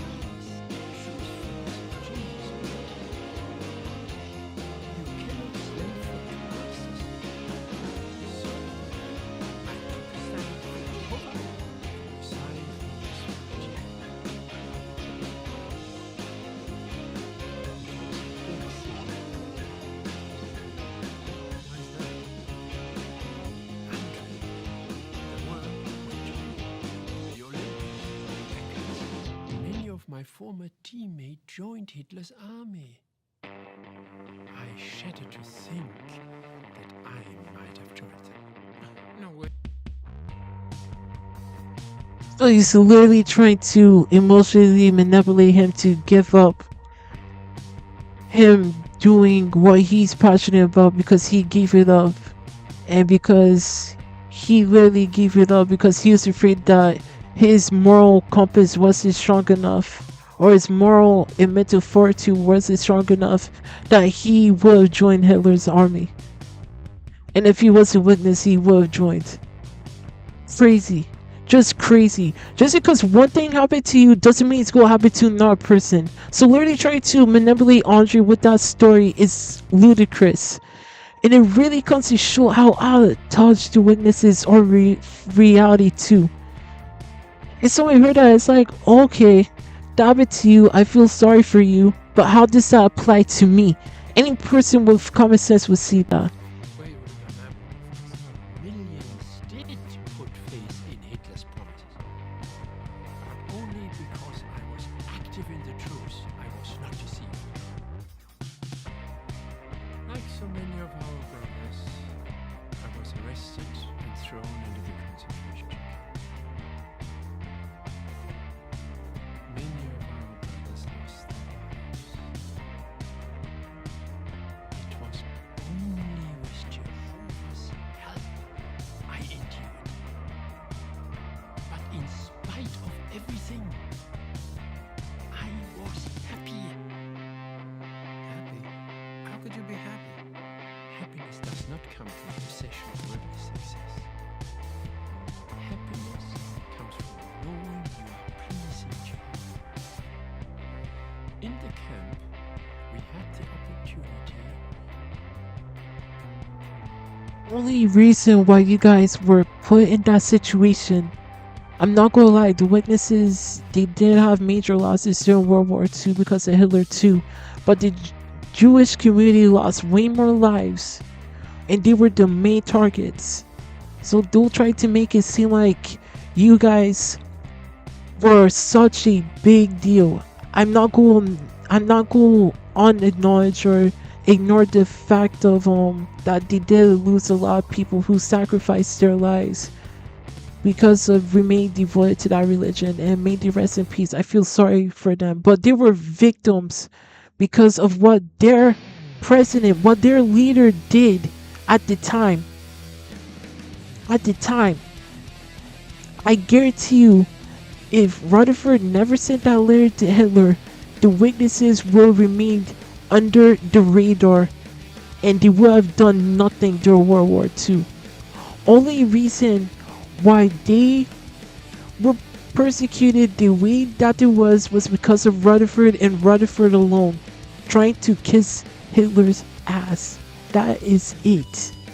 So don't even try to use that again as emotional blackmail to make this young man sacrifice the rest of his life and his future just to join your cult. Honestly, crazy.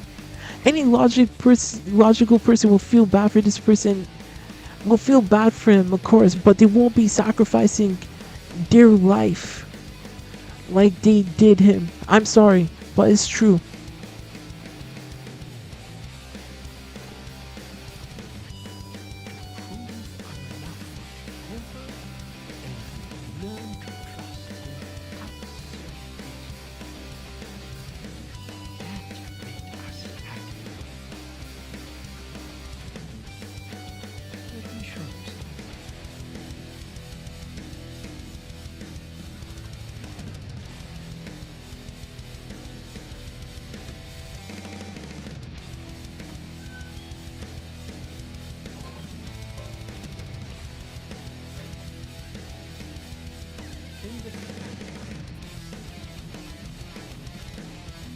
When I was your age, I wanted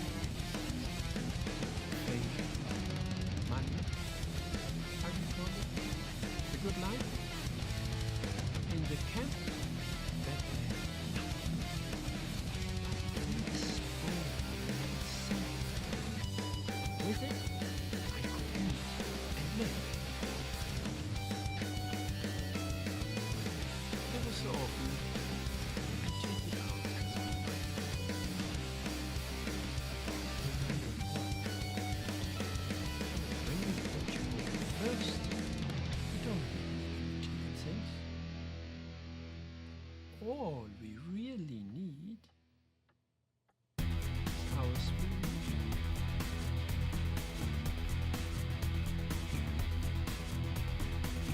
In layman's terms, I've been traumatized, and this religion was the only thing that quote unquote got me through it. And I keep this as a reminder to remind myself that trusting in this religion helped me get through what I need to get through. But that's me. But then again, I'm sorry, but maybe there might have been some force watching you, but it was just luck. And also, there's another thing. Witnesses had the option, and I want you guys to keep this in mind. As far as I remember about the Holocaust, the Jewish community did get an option whether they could renounce their faith and not be Jewish. If you were Jewish, you were sent to the gas chamber and you were killed. Didn't matter if you were a man, woman, or child. They'll find you, they'll kill you, that's it. If you were a witness, you got lucky. You had the option where you could renounce your faith and leave, or you could choose to stay and be persecuted and die for the religion. The fact that he got out alive tells me two things. Either one, he got lucky, it was alive enough to endure all the punishment and persecution he went through, and is now trying to still manipulate Andre into feeling bad about what he had to go through and his sacrifice just to indoctrinate him into this religion. Or B, he made a deal, literally renounced the faith, got out, and literally didn't tell anybody and pretended like nothing happened. And I'm assuming the latter. Either one of the two. But considering he has that bow and plate, I'm assuming he got lucky and survived. But I'm just gonna keep it at that, honestly.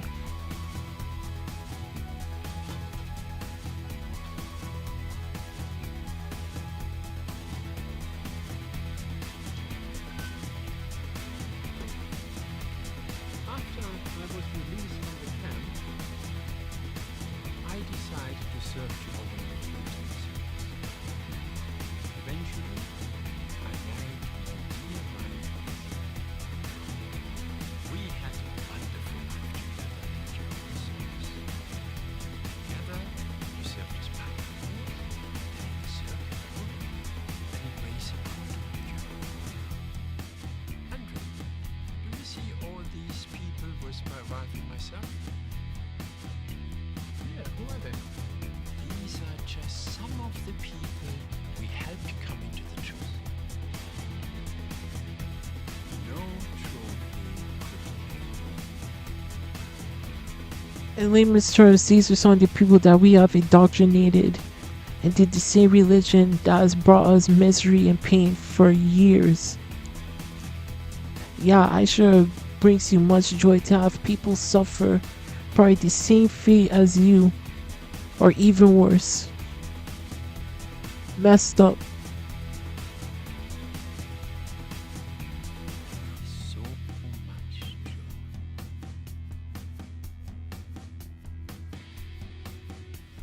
What if the war hadn't come, Brother Fleissig?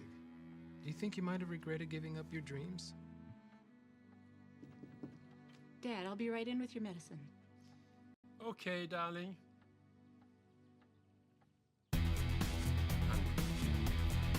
When you get home, Notice how they deflect the question, and notice how David answered the question. Larry telling Andre when he gets home he's going to instruct him to read a Bible scripture, and it's not even going to answer his question. And Larry starts, he knows he was uncomfortable to answer that question, because the answer would have been yes, he would have regretted it if the war didn't happen. Of course he would have regretted it.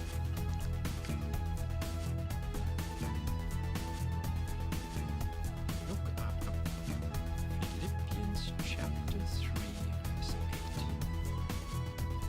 I think that will answer your question.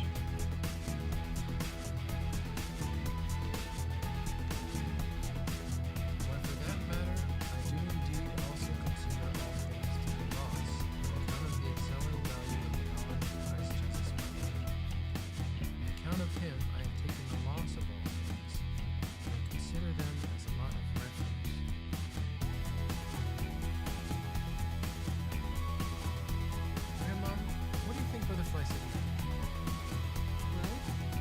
Apostle Paul said he'd taken the loss of all things.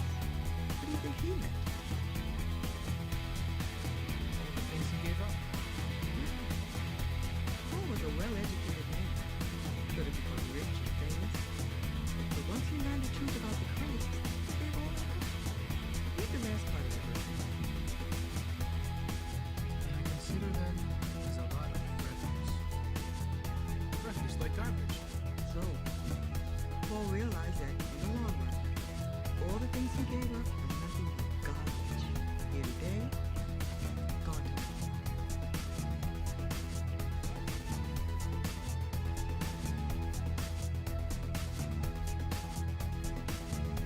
I want to mention one thing.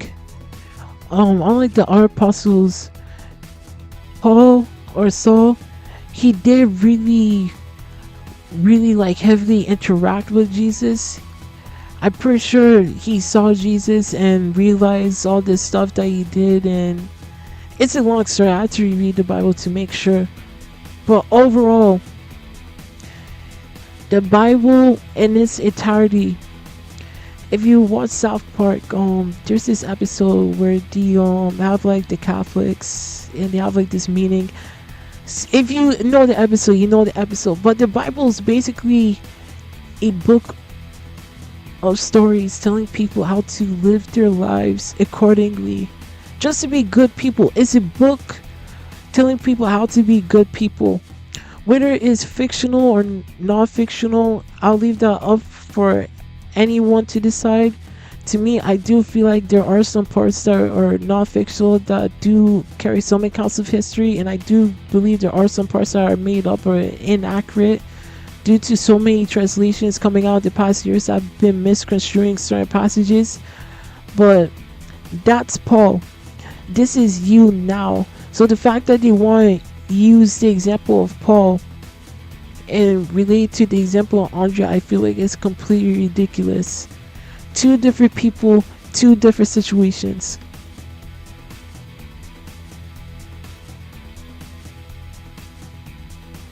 Grandma, is it wrong for me to want to become a track star? Is it wrong?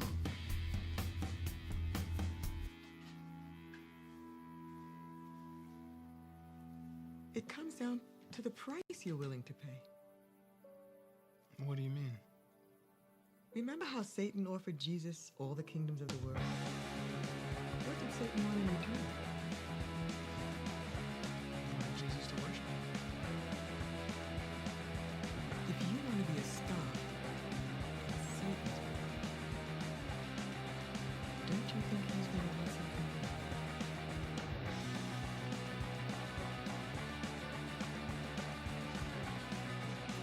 You got that man down on what? Poetry in motion, man. That joke is bad. You just have to run a little bit faster to make up for your lost time. I can review anything in your dreams. Ooh, Team Anchorman, Coach is back, big star. Take you anything. Here to the other end of the line. That's what I thought. No, I'm just shouting. No, I understand. I want to get with some of these girls. Give them a rap. Bird. One. Go.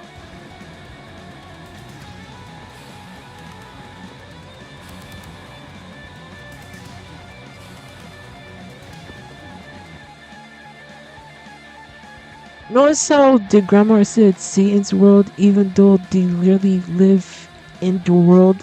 The witnesses want to separate their world from the real world, which just shows the cognitive dissonance with the whole entire cult and everything as a whole.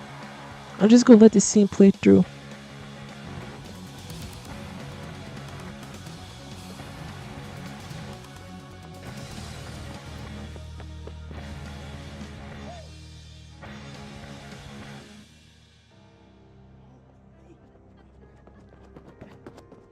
Dre, are you okay? Coach just killed me. Listen, come on. Let me see if I can get you up. Dre, maybe you tore something, man. Probably something last time. Hey, man, this ain't funny. How am I gonna run tomorrow? I can't believe this. Stay calm. Stay calm. You just need a shot. You know, painkillers. The pros use it all the time. Nah, man, forget it. If anyone found out the coach would get in trouble. The school don't have to know. Nobody does. Hold on, guys. I'll be right back. I don't know about that. No, bro.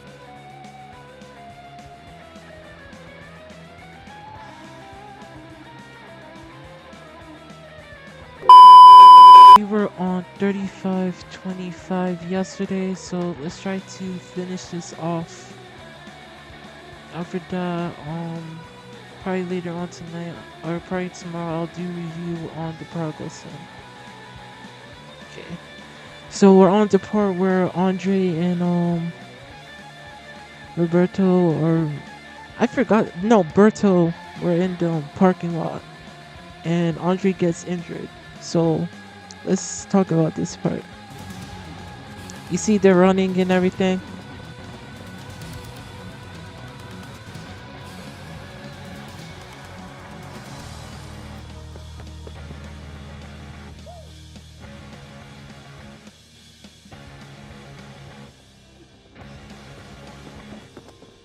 Frank, you okay? Coach is gonna kill me. Listen, come on. Let's see if I can get you up. Notice how this dude actually cares for Andre. Like, actually cares for him. And this dude is injured and everything. And you go see how Watchtower tries to literally spin around like this dude is a bad dude for what he sees afterwards. Even though it's somewhat completely justified in that situation. But at the same time, like, Andre is still somewhat to blame himself because he should have known better to do that.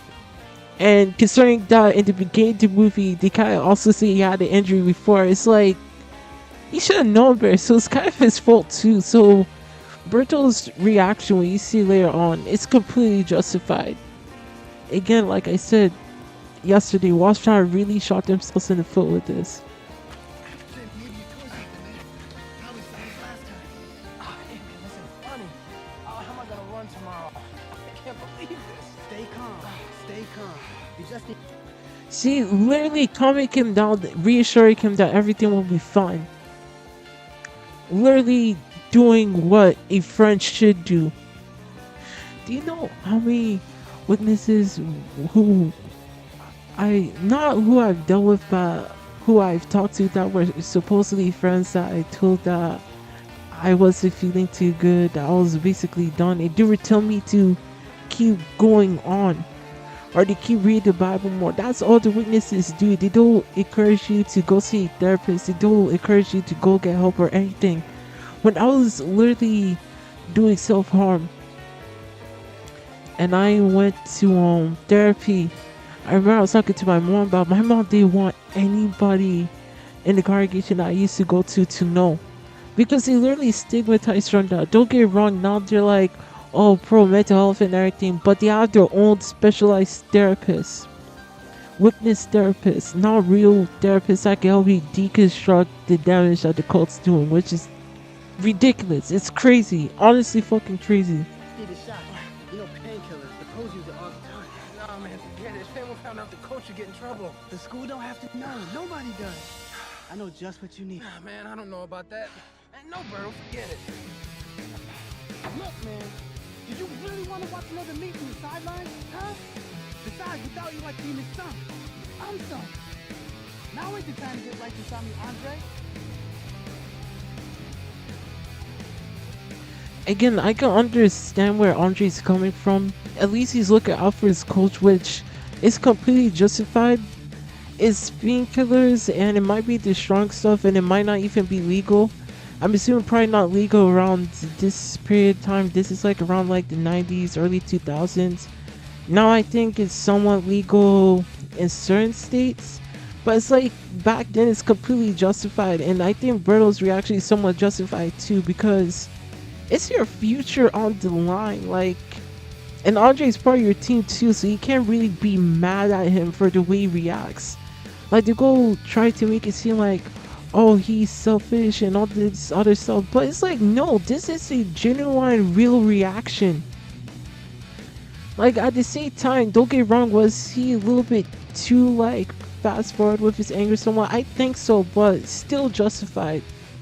And that's why I was saying yesterday, Watchtower really shot themselves in the foot, and also why I like this dude as a character.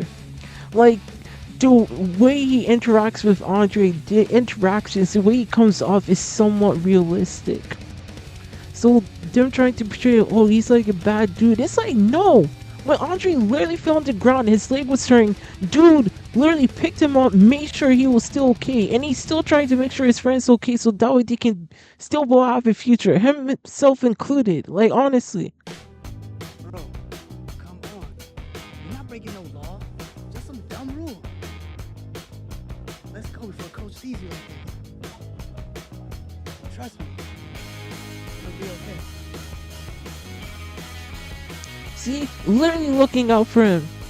Doesn't even want to be scorned by the coach either. Completely realistic. So like, them trying to make it seem like, oh, Dultra's worthy people, they're only out for themselves, all this other stuff. Do you know how many witnesses are out for themselves too? They try to make it seem like they're better than everybody else. They're not. They're completely not.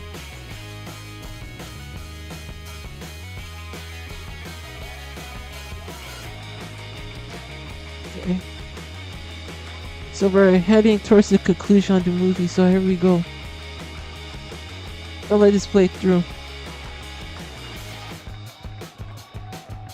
Again, this is why I kind of always liked, even as a kid, like the older movies. Everything just comes off as more realistic. It's more like set in the real world. It's more, how do I say, if you're in a cult, you watch cult movies, you don't want to watch cult movies with so much cult propaganda to the point that it turns you off. So this as a kid was really entertaining for me to watch, but now it's like you see so much of like them pushing their agenda slowly and taking their time with it. Now they're just all fast forward with it because so many people are leaving. Like, it's crazy.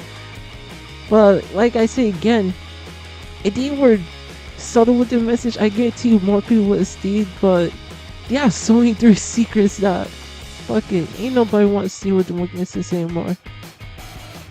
The tower is crumbling apart, man. The tower is fucking crumbling apart.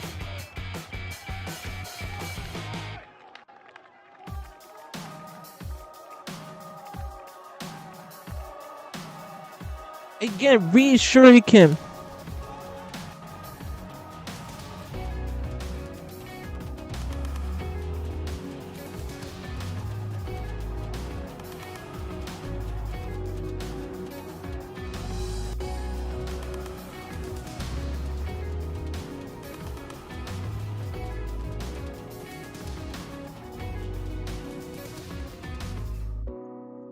You see that? You see why the coach was saying this dude really had to get this dude, like the Flash, literally, I wouldn't say like going fast, but it's like outpacing all the other runners, like honestly. And this is why I'll say this again, like I said yesterday, I really feel bad for Andre in this movie. Honestly, you're gonna see why.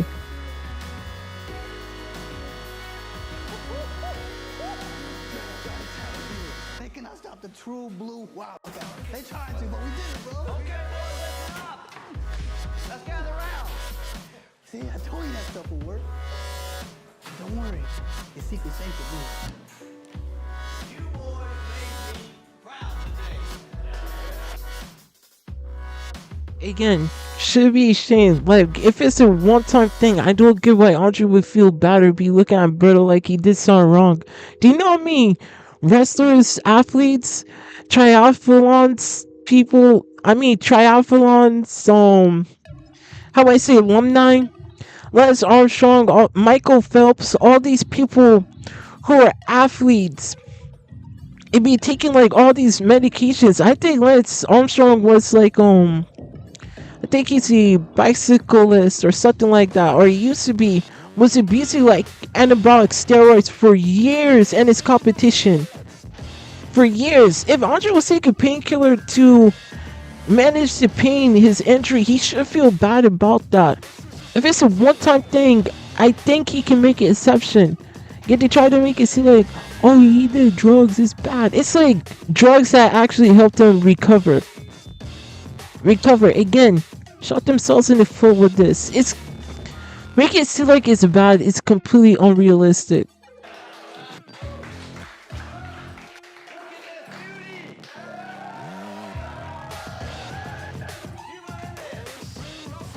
Every time a student walks by the trophy case, he's going to see this.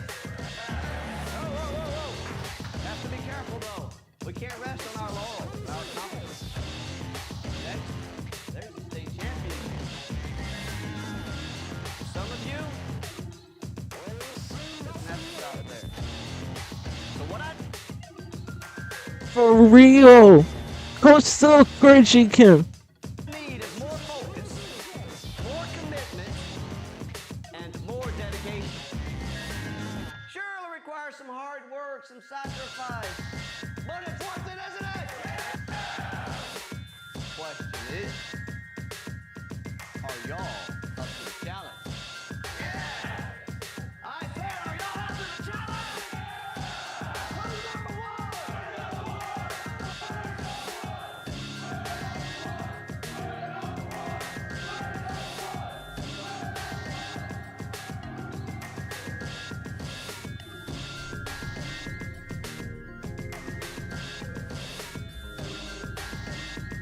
Here we go with the symbolism. They're trying to make the trophy seem like it's an idol, even though it's not. It's just a subliminal messaging, and like you're gonna see, they really try to splinter the point home and make Andre feel bad. Even though, again, he's literally doing something for his career. And what the coach is asking is literally the same thing and Watchtower will be asking all its members to do for the rest of their lives. I'll be right back, guys. I gotta take care of something really quick. It's, I had to use the bathroom. My stomach was upsetting me. I wasn't feeling too great. So, yeah. And also, I had to run some errands really quick. So, there's that too. Let's go back to the video, shall we?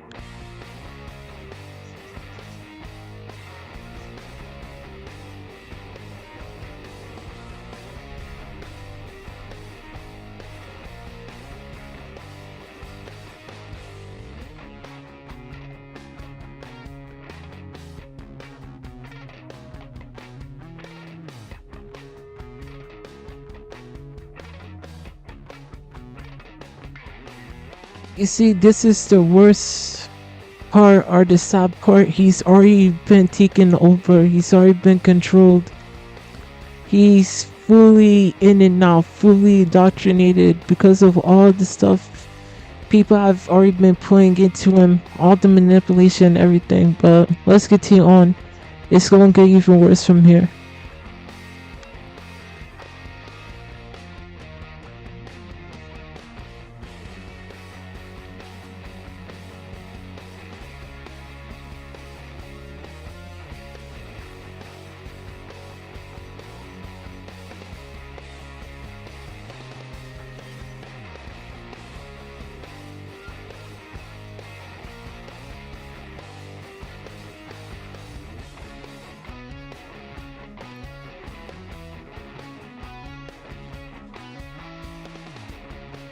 See, already bad, but it's about to get even worse. This is the part that seals his fate.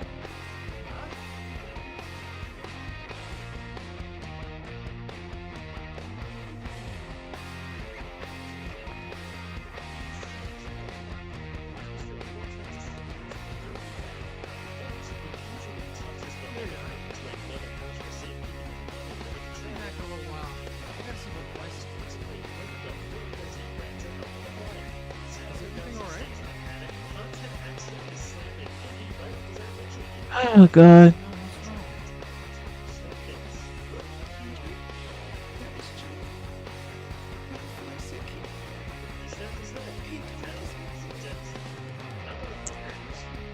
And that basically does it.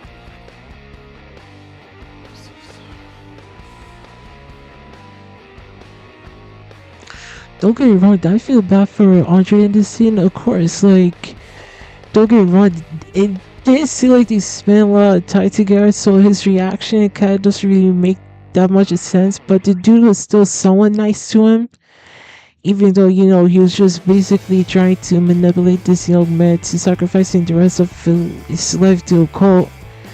I really would say nice, more like manipulative in a sense, but I can still understand feeling sorry for the family and still feeling sad about it. So I do feel bad, but not really, considering what Fleisig was trying to do, and him dying just was like the coffin in the nail. So yeah.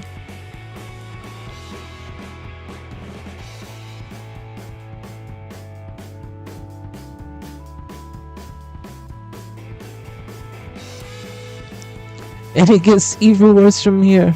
You gonna see exactly what I mean.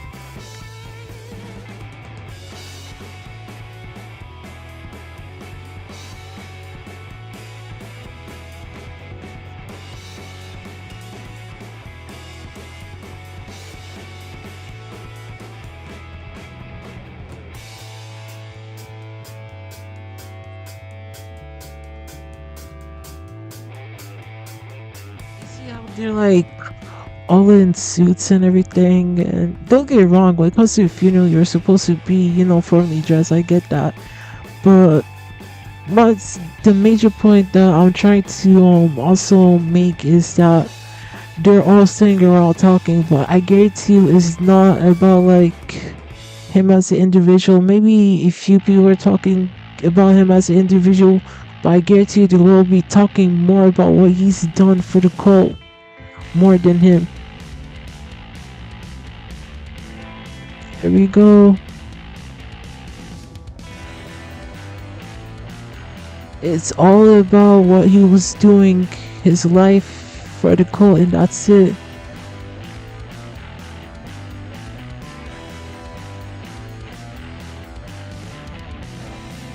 Oh, see, that's the thing. Andre literally looked at this man's photo when he was in the sports club, literally acknowledging that this dude had a life outside of the witnesses. Then there's that photo.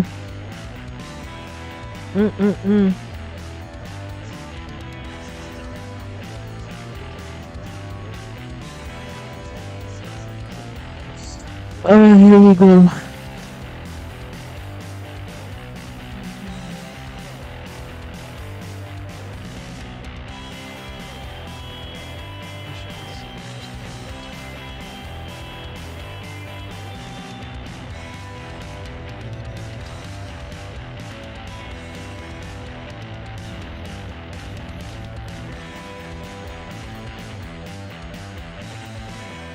He really cared about you because he saw that you were another person that he can literally recruit into the cult. That's why he really cared about you. And don't get wrong, I can understand why Andre still feels sad about it, because as far as he was concerned, the dude treated him nice. But it was just to get something out of Andre, honestly. And I'm not gonna lie, Andre kind of feeling like this dude was a father figure still doesn't really make any sense to me. In a sense, considering he already has a dad, so and the dad is still very much present in his life, so this is so weird. But I'm gonna let this play through.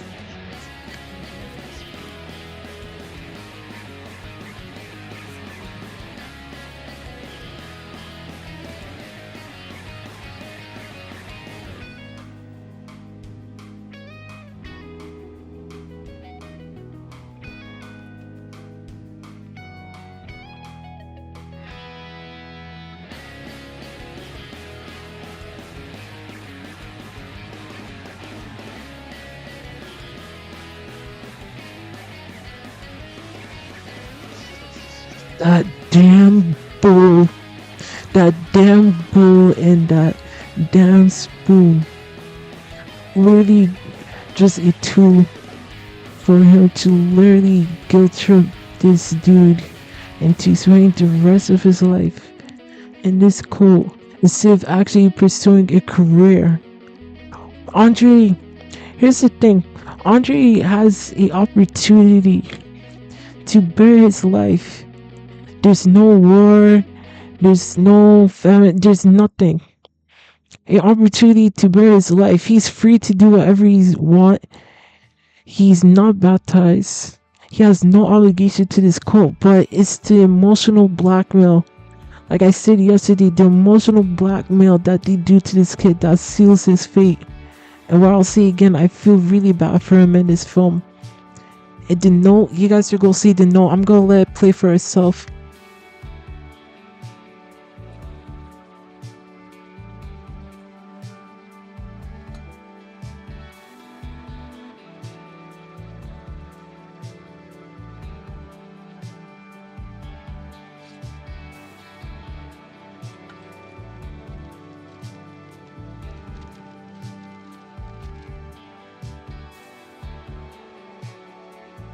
My dear friend Andre, I want you to have this little memento of our times together.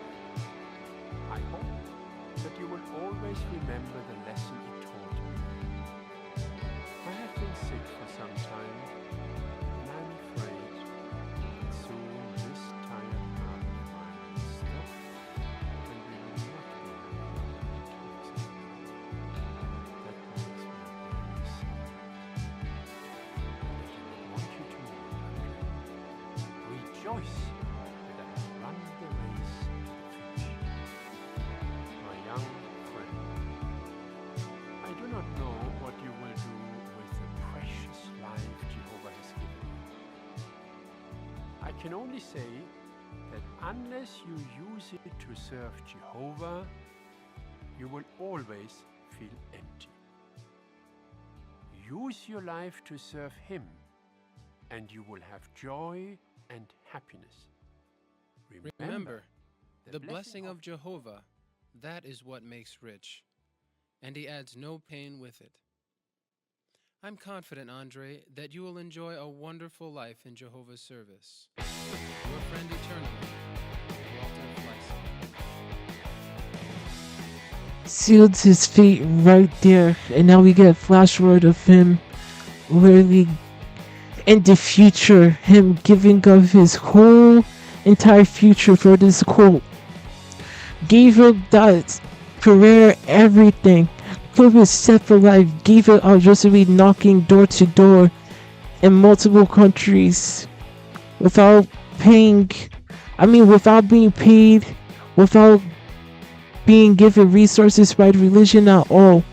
Just relying on the hospitality of people who are struggling themselves, and him literally struggling for the rest of his life. Crazy, dude. Like I said, emotional blackmail. That letter was literally emotional blackmail. And I want you guys to keep in mind, 56 said in that note, he doesn't know what Andre's gonna do with his life.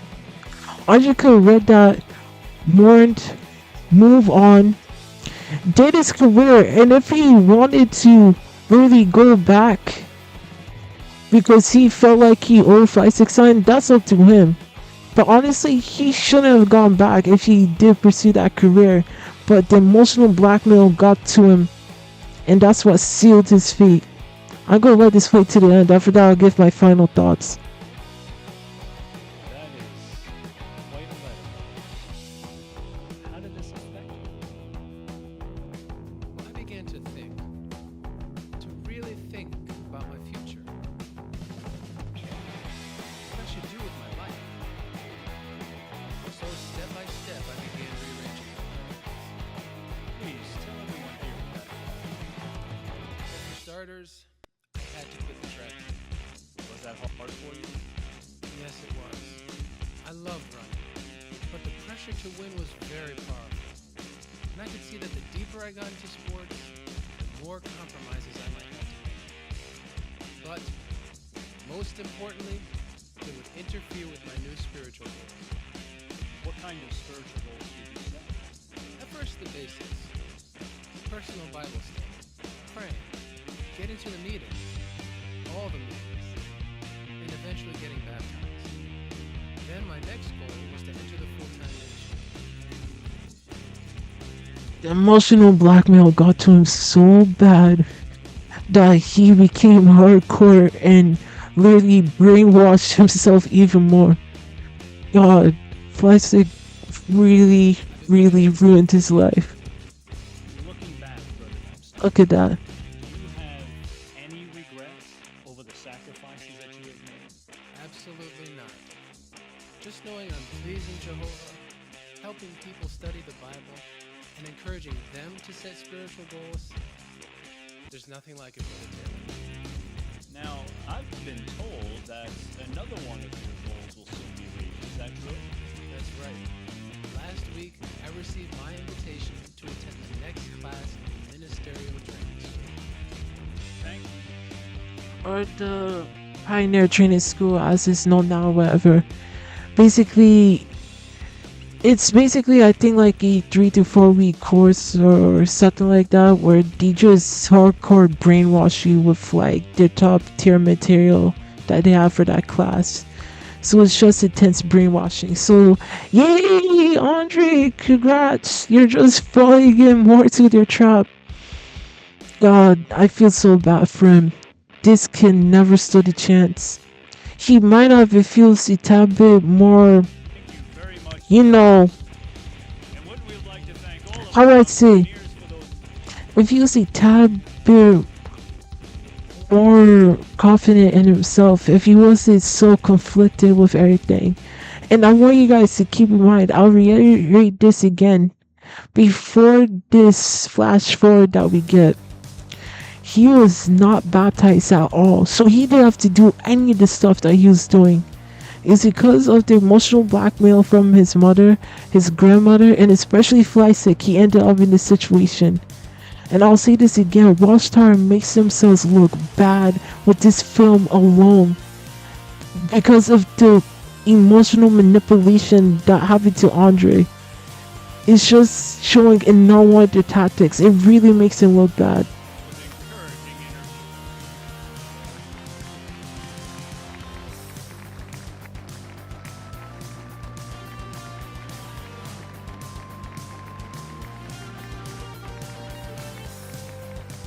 Oh, great. Now the dad fell for the Ponzi scheme too. Oh god, they're gonna be struggling for the rest of their life.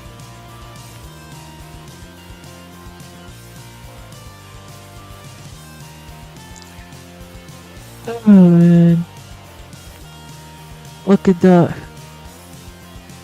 Look at that. I'm going in that there, guys. It's just some monologue about him saying that he's racing for another race, the race for life, for racing till the finish line for paradise. A paradise I'll never come. But, oh, got like a little infinite zoom thing over here, but yeah. Oh god, that was hard to watch. That was really bad. Yeah, that was my review of Young People Ask What Will You Do Your Life. Just some really bad Witness stuff. Not a bad Witness movie. So, I'll say the next one we're watching, or the next one I want to do, is The Prodigal Returns next. I'm not doing, actually I might do these because these are intense and funny as hell. Do hope they will do Remember the Wife a lot, but if everybody watches this video, my name is G Togsy. Thank you for watching, and much love. That's pretty much it. Peace.